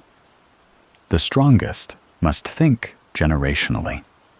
Their mistakes echo longer because their influence is broader. Another layer emerges when we consider how audiences perceive time around overpowered characters. When someone consistently wins, suspense must be generated differently. Instead of asking, "Will they survive?" we begin asking, "How will this change them?" Or, "What will this cost?" Or, "What larger shift is being prepared?" The pacing of the narrative slows. The spectacle becomes less about outcome and more about implication. A punch thrown by Saitama is not tense because it might fail. It is tense because of what it reveals about his internal emptiness. A clash between Goku and a god is not tense because he might die permanently. It is tense because of the cosmic hierarchy it reshapes. Gojo's presence in a battle is not suspenseful because he might lose immediately. It is suspenseful because his involvement escalates political and metaphysical consequences. Overpowered characters stretch narrative time as well. Their fights can pause entire wars. Their absence can accelerate chaos. When Gojo is sealed, the world destabilizes rapidly. When Goku is unavailable, enemies gain confidence. When Saitama arrives late to a battlefield, devastation often precedes him. Their timing alters momentum on a massive scale. They are not just participants in events. They are temporal anchors. There is also a more intimate consequence of temporal distortion, detachment from normal life rhythms. The strongest often operate outside ordinary cycles. Goku trains while others rest. Gojo strategizes while institutions deliberate slowly. Saitama wanders through mundane routines that feel disconnected from the apocalyptic events around him. Their scale separates them from everyday pacing. Conversations about ordinary concerns begin to feel distant. When you can shatter mountains or manipulate infinity, grocery sales and committee meetings feel trivial. Yet those trivialities are what anchor most lives. The gap widens quietly. And still, despite all of this, overpowered characters continue moving forward. Because motion is the only antidote to stagnation. Growth is the only antidote to boredom. Preparation is the only antidote to fragility. Time does not stop for the strongest. It changes shape around them. And eventually, even they must confront the one limit no amount of power has ever fully erased: impermanence. Not always physical death, though that remains possible, but the inevitability that eras shift, systems evolve, and dominance fades or transfers. The question is not whether overpowered characters can win. today. The deeper question is whether they can shape tomorrow in a way that does not depend entirely on their continued existence. Because being the strongest in the present is impressive, but building a future where strength is no longer singular, that is something far more enduring. Another dimension of being overpowered that rarely gets discussed openly is the distortion of fear. For most characters in most stories, fear is a constant companion. It sharpens instincts. It fuels growth.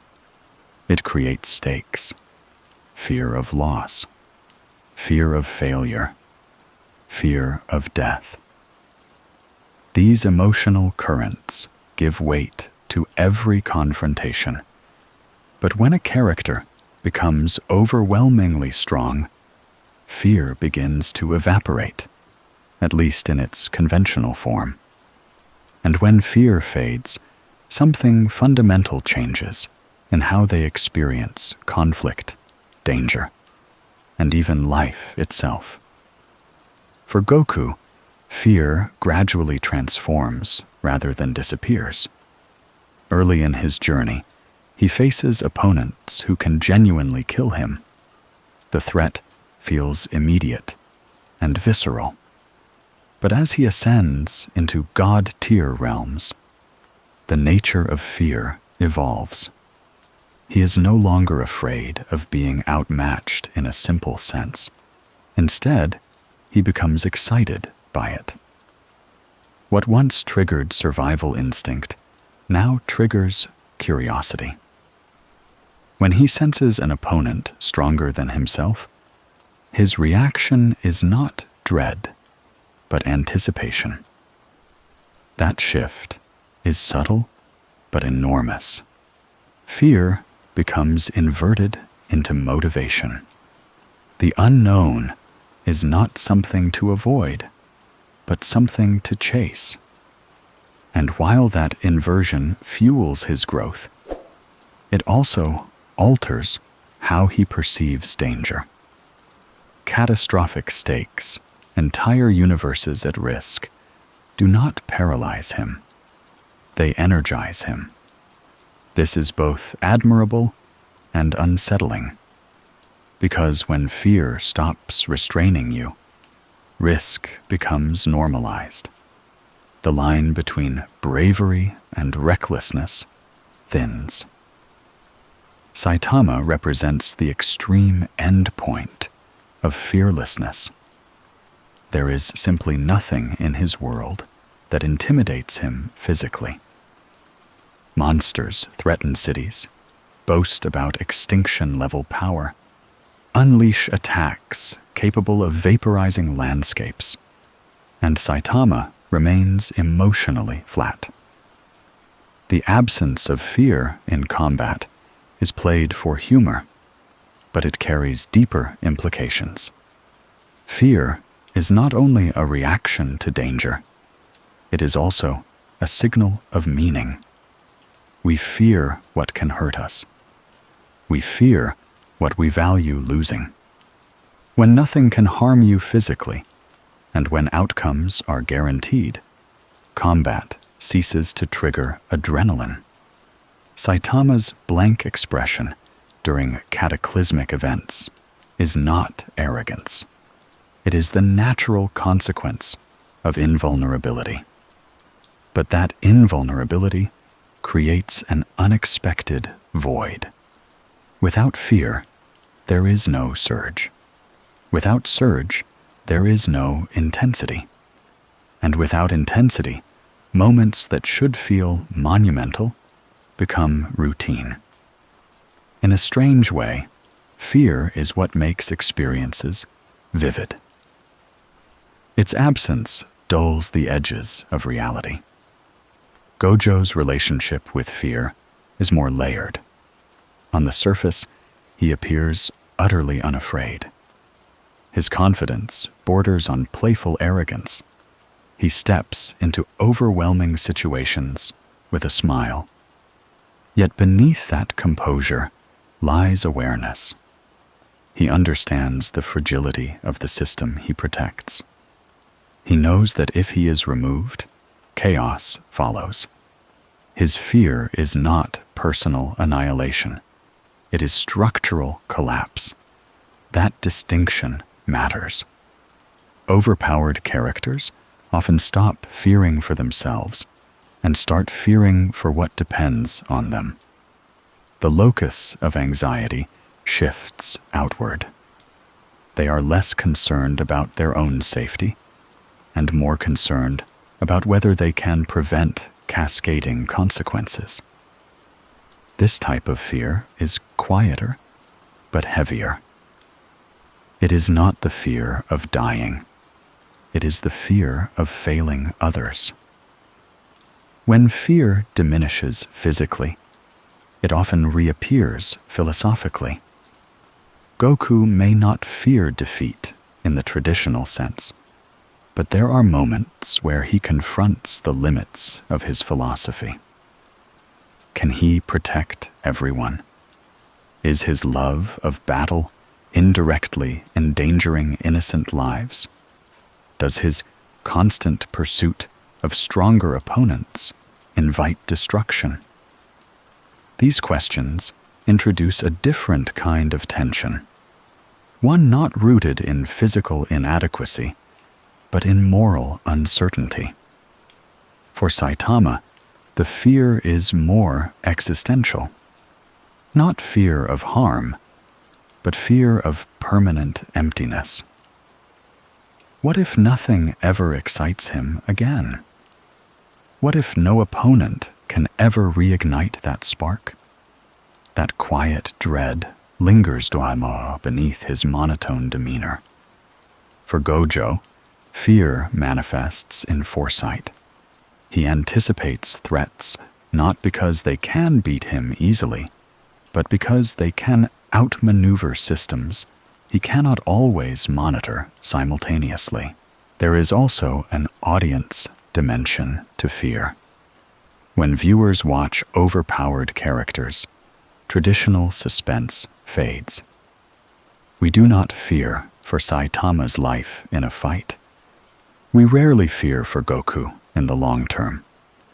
Instead, tension relocates. We begin fearing collateral damage. We fear what might happen if they are absent. We fear political manipulation, sealing techniques, betrayal, timing.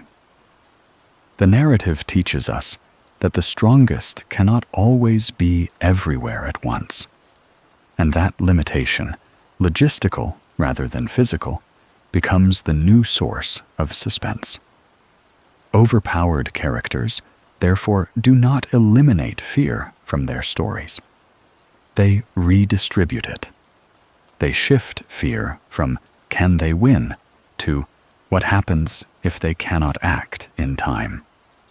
They shift fear from "will they survive" to "what will this cost the world?"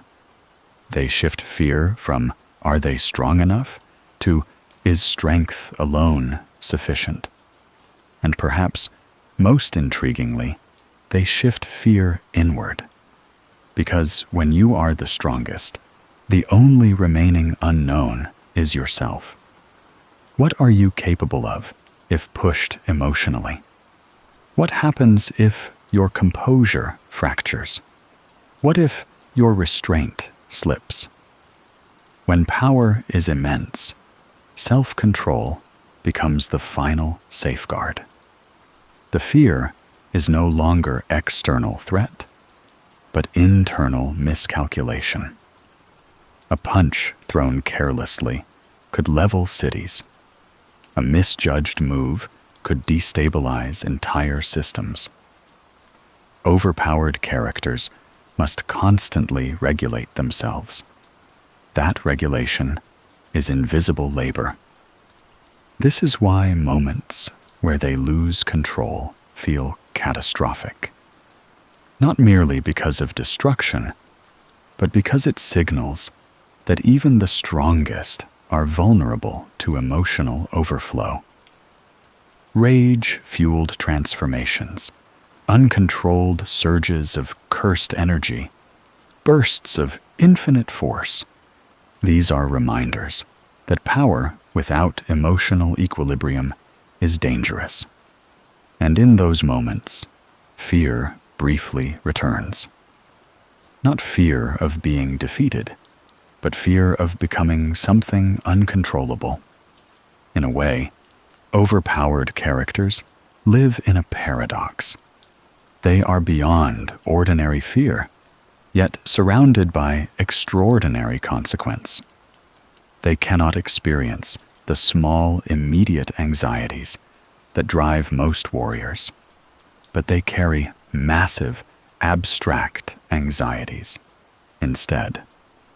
The battlefield no longer scares them. The future does. And so they move forward with calm expressions, steady voices, and overwhelming force, not because they are unaware of risk, but because they have learned to carry a different kind of fear quietly. Because when you stand at the top, the danger is not always falling. Sometimes the danger is realizing that nothing above you remains to fear, and wondering what that absence might slowly take away. At the highest levels of power, conflict begins to transform into something almost philosophical. When physical superiority becomes overwhelming, battles stop being tests of strength and start becoming tests of ideology. The strongest characters rarely struggle because they lack force. They struggle because they must decide what that force represents. And this is where overpowered characters become far more interesting than simple power fantasies. They are not merely the apex of combat. They are embodiments of belief systems. Goku's ideology is simple on the surface: self-improvement through challenge. He believes strength is meant to be explored, expanded, and tested. Fighting is not cruelty in his mind. It is communion. He connects with others through combat. He respects opponents who push him beyond his limits. And at the scale he operates on now, that ideology carries immense implications. When you are strong enough to reshape cosmic hierarchies, your personal philosophy ripples outward.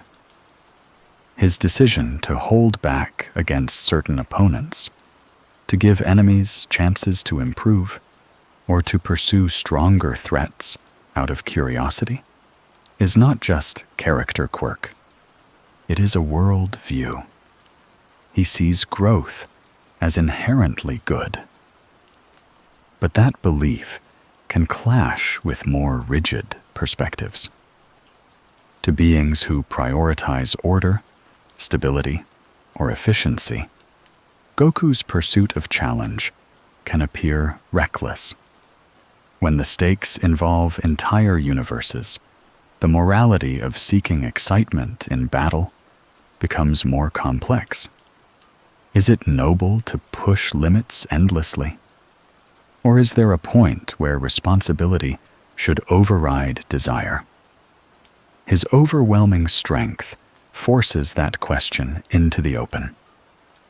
Saitama presents a different ideological tension. His strength strips combat of drama, which in turn exposes how much ego drives conflict. Many villains he faces are obsessed with recognition, dominance, proving superiority. They crave acknowledgement of their power. Saitama denies them that emotional payoff simply by being unmoved. His indifference becomes a quiet critique. When ultimate strength produces boredom instead of arrogance, it undermines the idea that power alone fulfills ambition. Saitama does not seek conquest. He does not demand worship. He barely registers his own scale. In a genre that often glorifies escalation, his detached perspective feels almost subversive.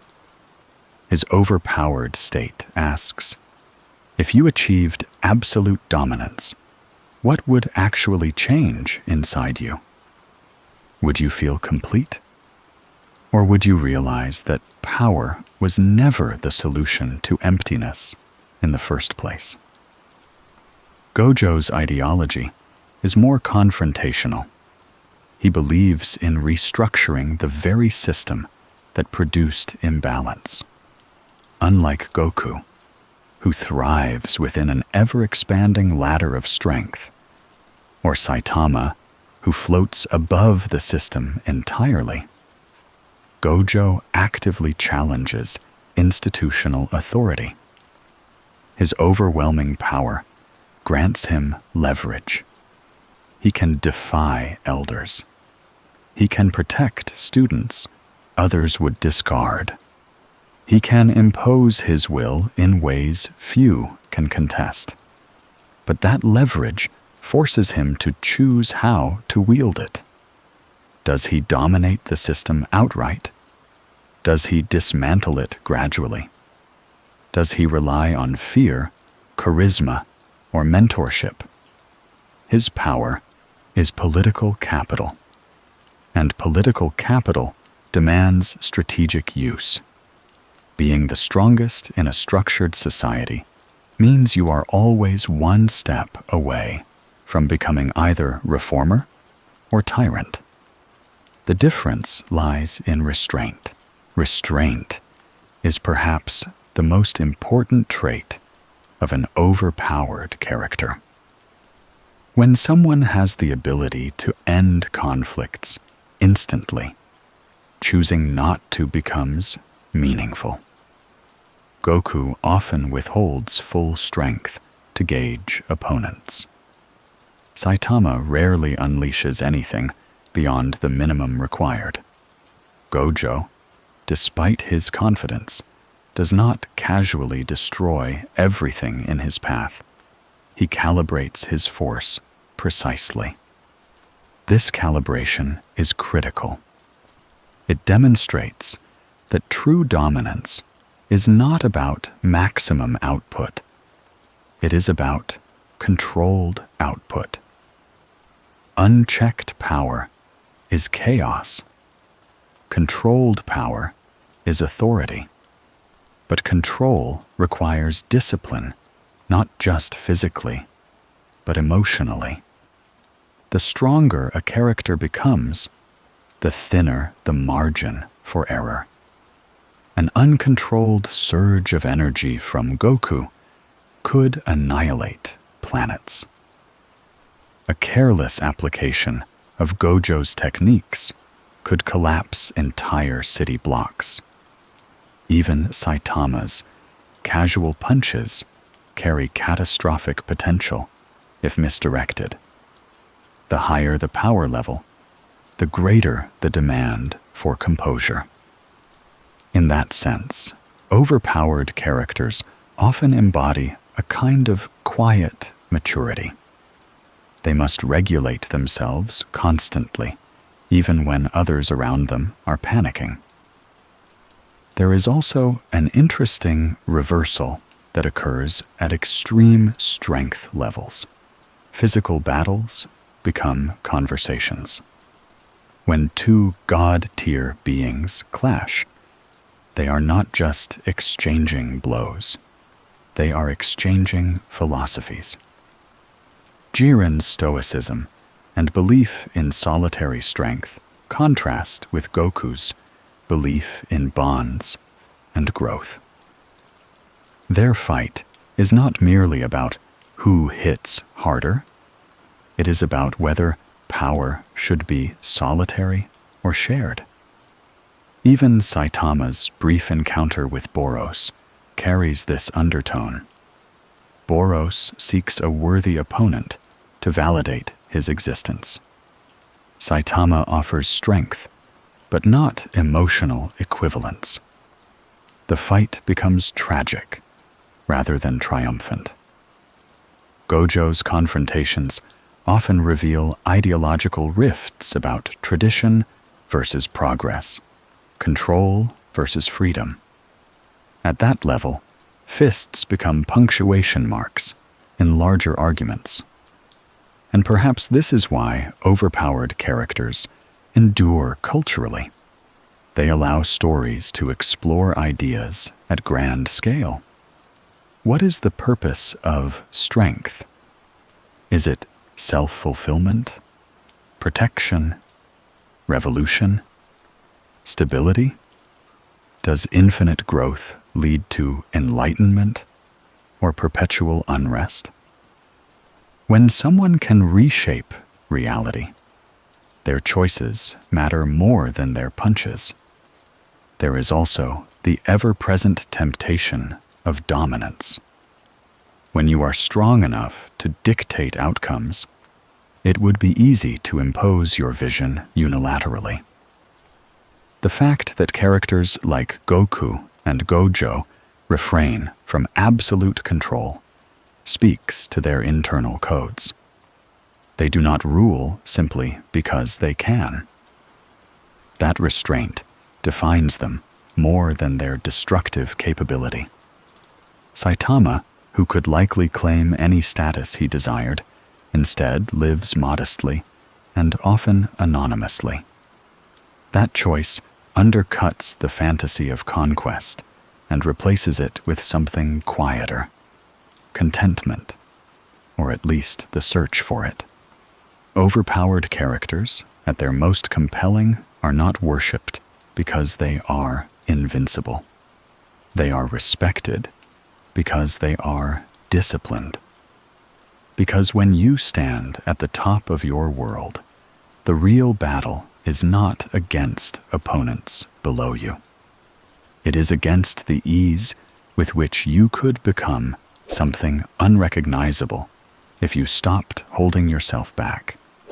And that inner battle, the battle to remain grounded while possessing godlike force, may be the most demanding conflict of all.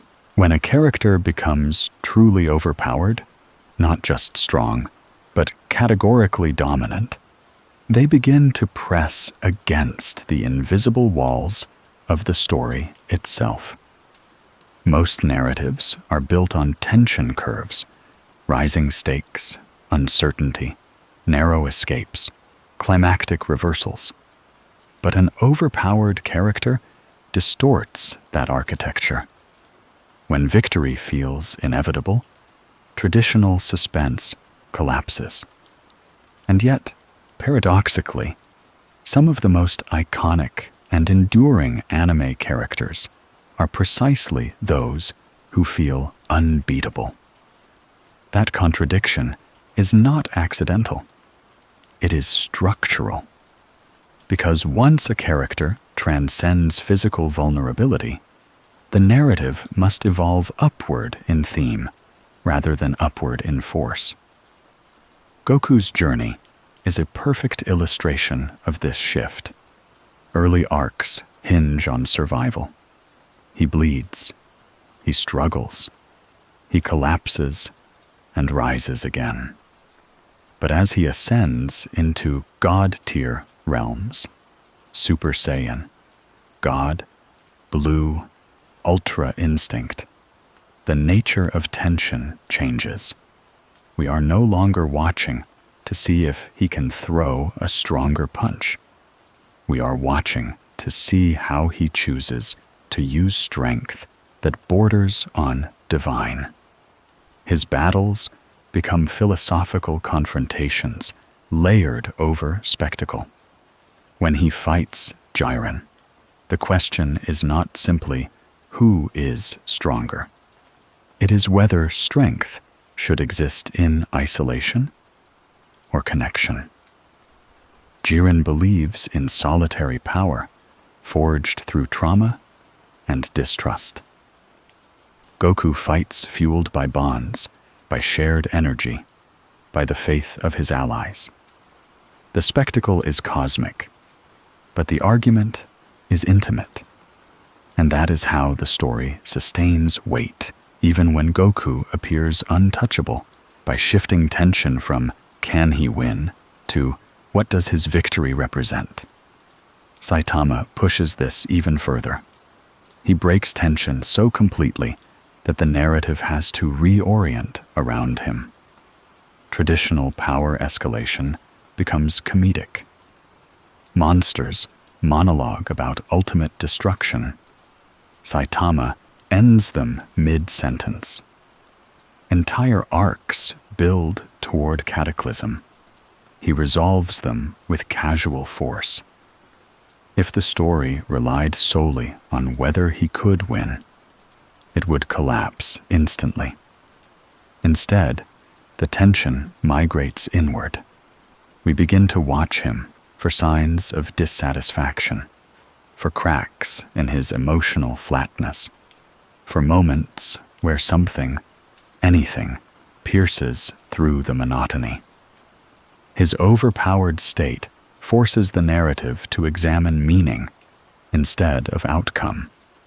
He has already achieved what most protagonists chase for decades: absolute superiority. And yet, he is not fulfilled. That inversion sustains intrigue. The suspense becomes existential. Not, will he survive, but will he feel alive? Gojo operates in a more precarious space because his world does not revolve around comedy or infinite escalation. It revolves around structure, hierarchy, and consequence. His overwhelming power warps the balance of Jujutsu society. The elders tolerate him because they must. Enemies strategize around removing him rather than defeating him head-on. Entire arcs pivot on whether he is present. And when someone that central is removed, the vacuum is immediate and violent. The tension around Gojo is rarely about whether he can win a straight fight. It is about what happens if he cannot intervene at the right moment. The narrative tension shifts from physical threat to strategic timing. His power is so immense that the only plausible way to destabilize the world is to sideline him entirely. That is the mark of a truly overpowered character. The story must bend around their absence as much as their presence. There is also a mythic quality that emerges at extreme strength levels. Overpowered characters begin to resemble modern legends more than traditional protagonists. Goku, standing in ultra instinct, calm and untouchable, feels less like a martial artist and more like a cosmic archetype, the embodiment of instinctive transcendence. Saitama, bald and blank-faced, becomes an absurdist symbol of ultimate potential, stripped of ego. Gojo, eyes concealed behind a blindfold, manipulating infinity with casual precision, carries the aura of a living anomaly, someone who exists slightly outside the rules governing everyone else. These images linger beyond their respective episodes. They feel iconic because they represent thresholds crossed permanently. But mythology introduces danger. The higher a character rises above their world, the harder it becomes to tether them to it. If they drift too far into abstraction, they risk becoming distant, admired, but not felt.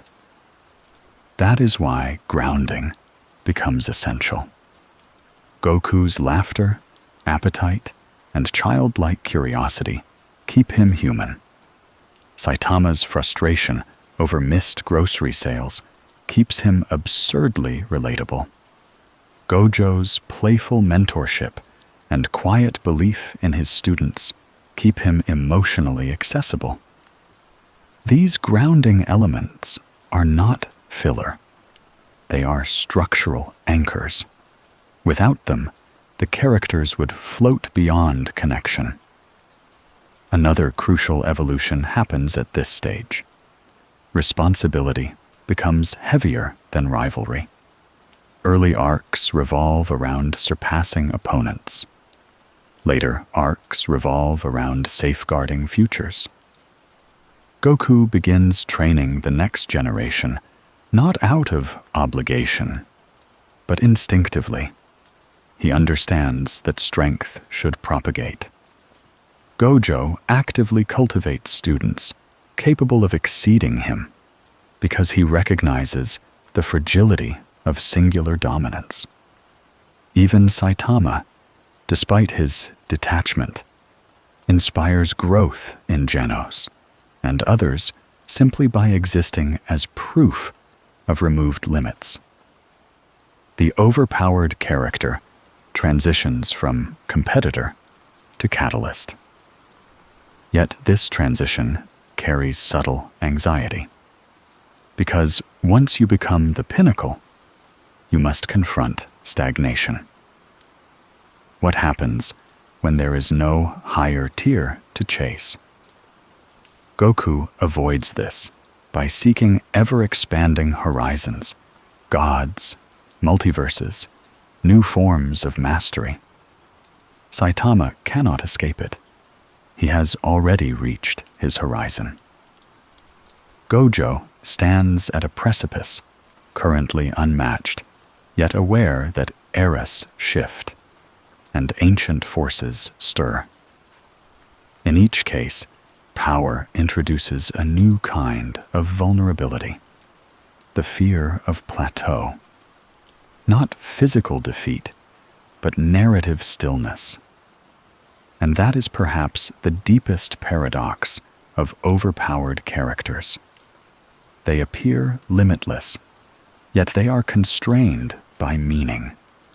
Strength alone cannot sustain story forever. It must evolve into philosophy, legacy, or internal conflict.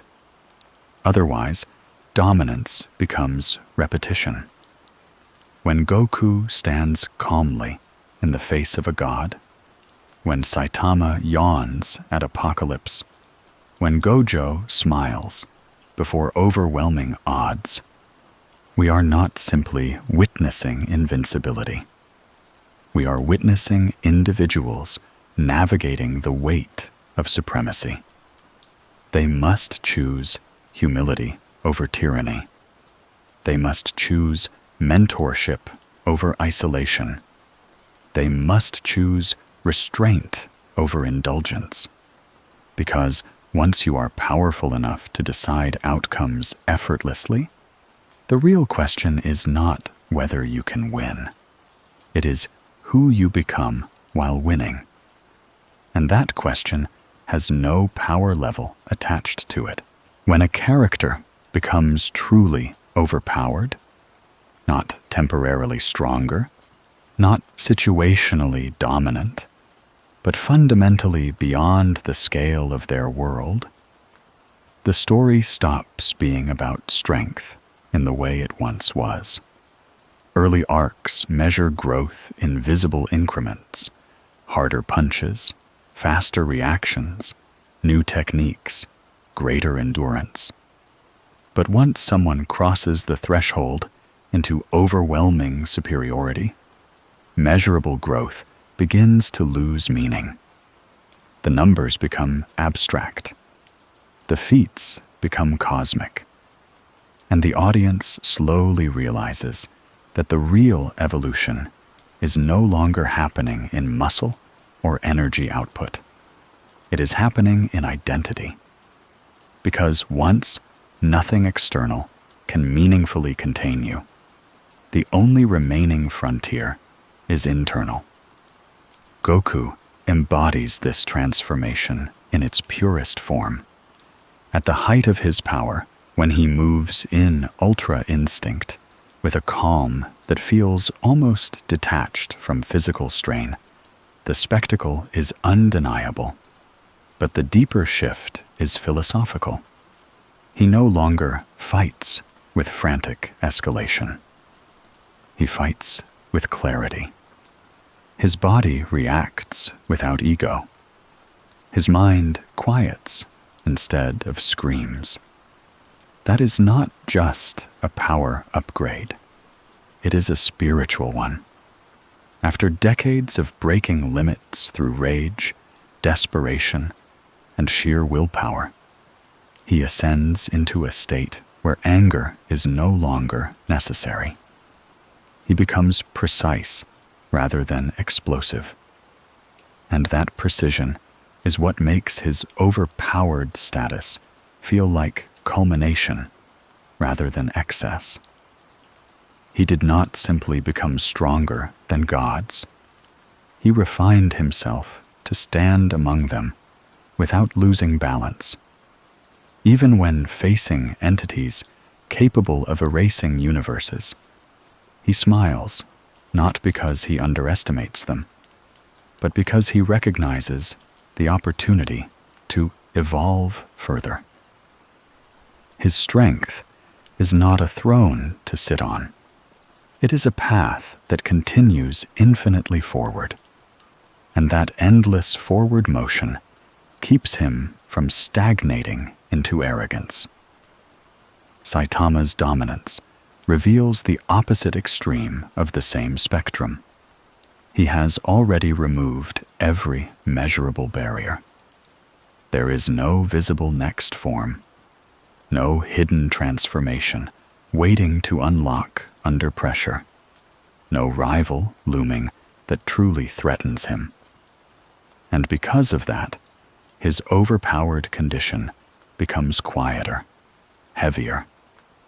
He wanders through battles that should feel monumental, ending them with casual efficiency, and then returns to an apartment that looks painfully ordinary.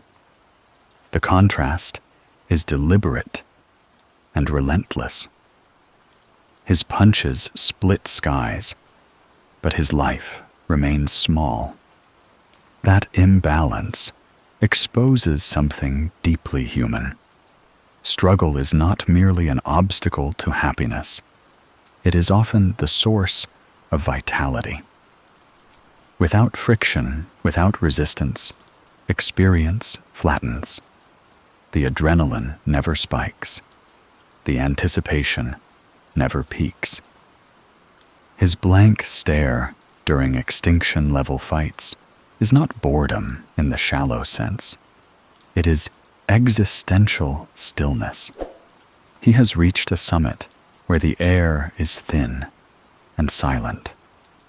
And in that silence, he searches for something that strength alone cannot generate.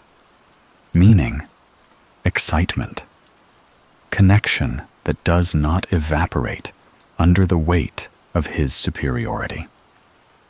Gojo stands in yet another variation of supremacy, one embedded in structure rather than isolation. His overpowered status exists within a system that both depends on and fears him. He cannot detach from the world because the world constantly reacts to his existence. Elders maneuver politically because they cannot overpower him physically.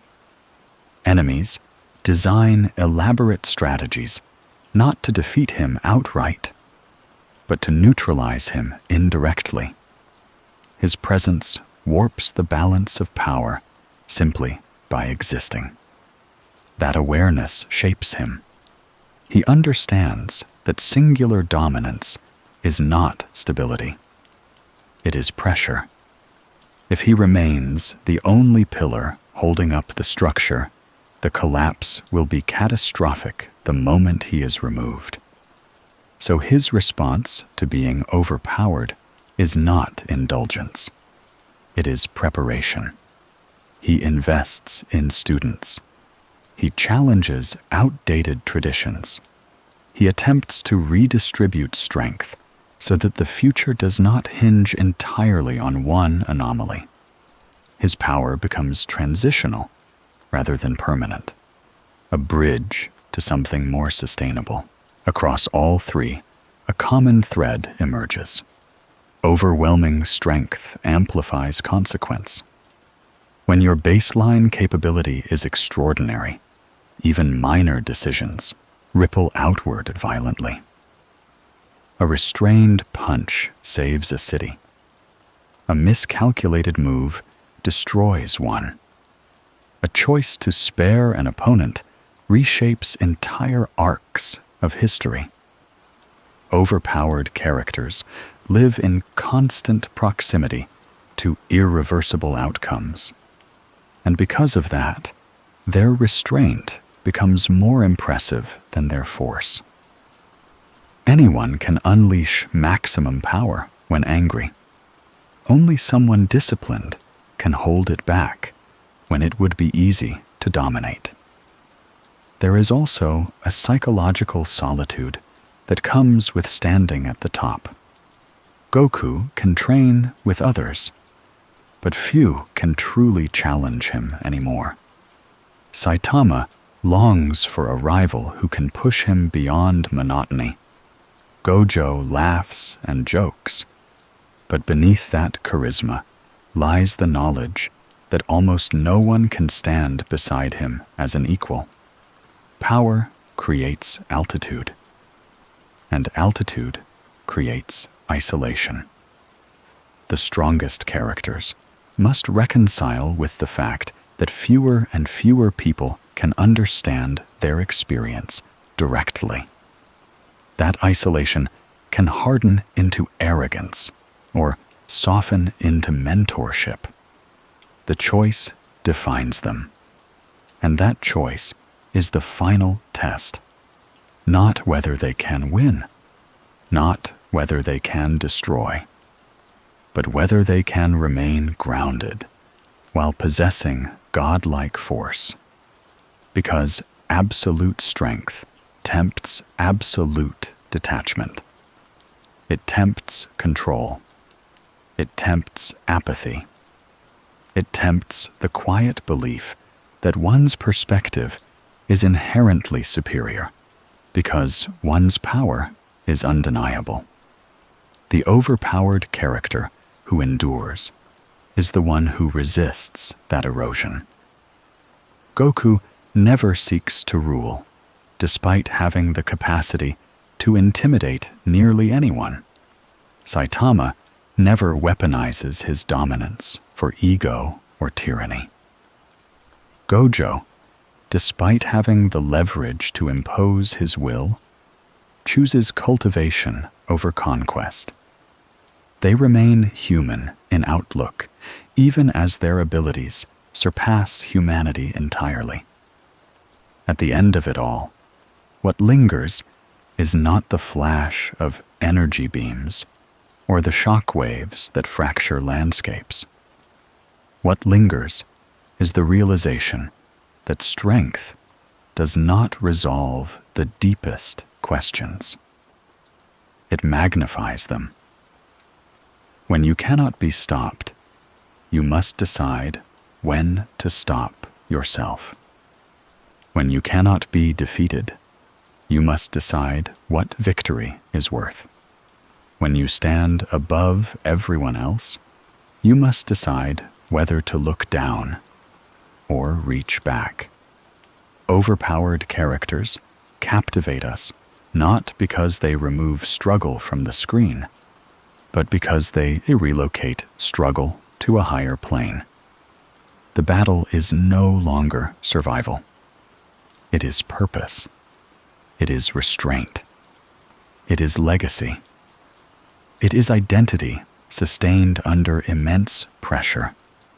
They show us a world where physical limitation dissolves, and then quietly remind us that moral and existential limitation never does. You can break every ceiling placed above you. You can move faster than thought. You can bend space, erase mountains, silence gods.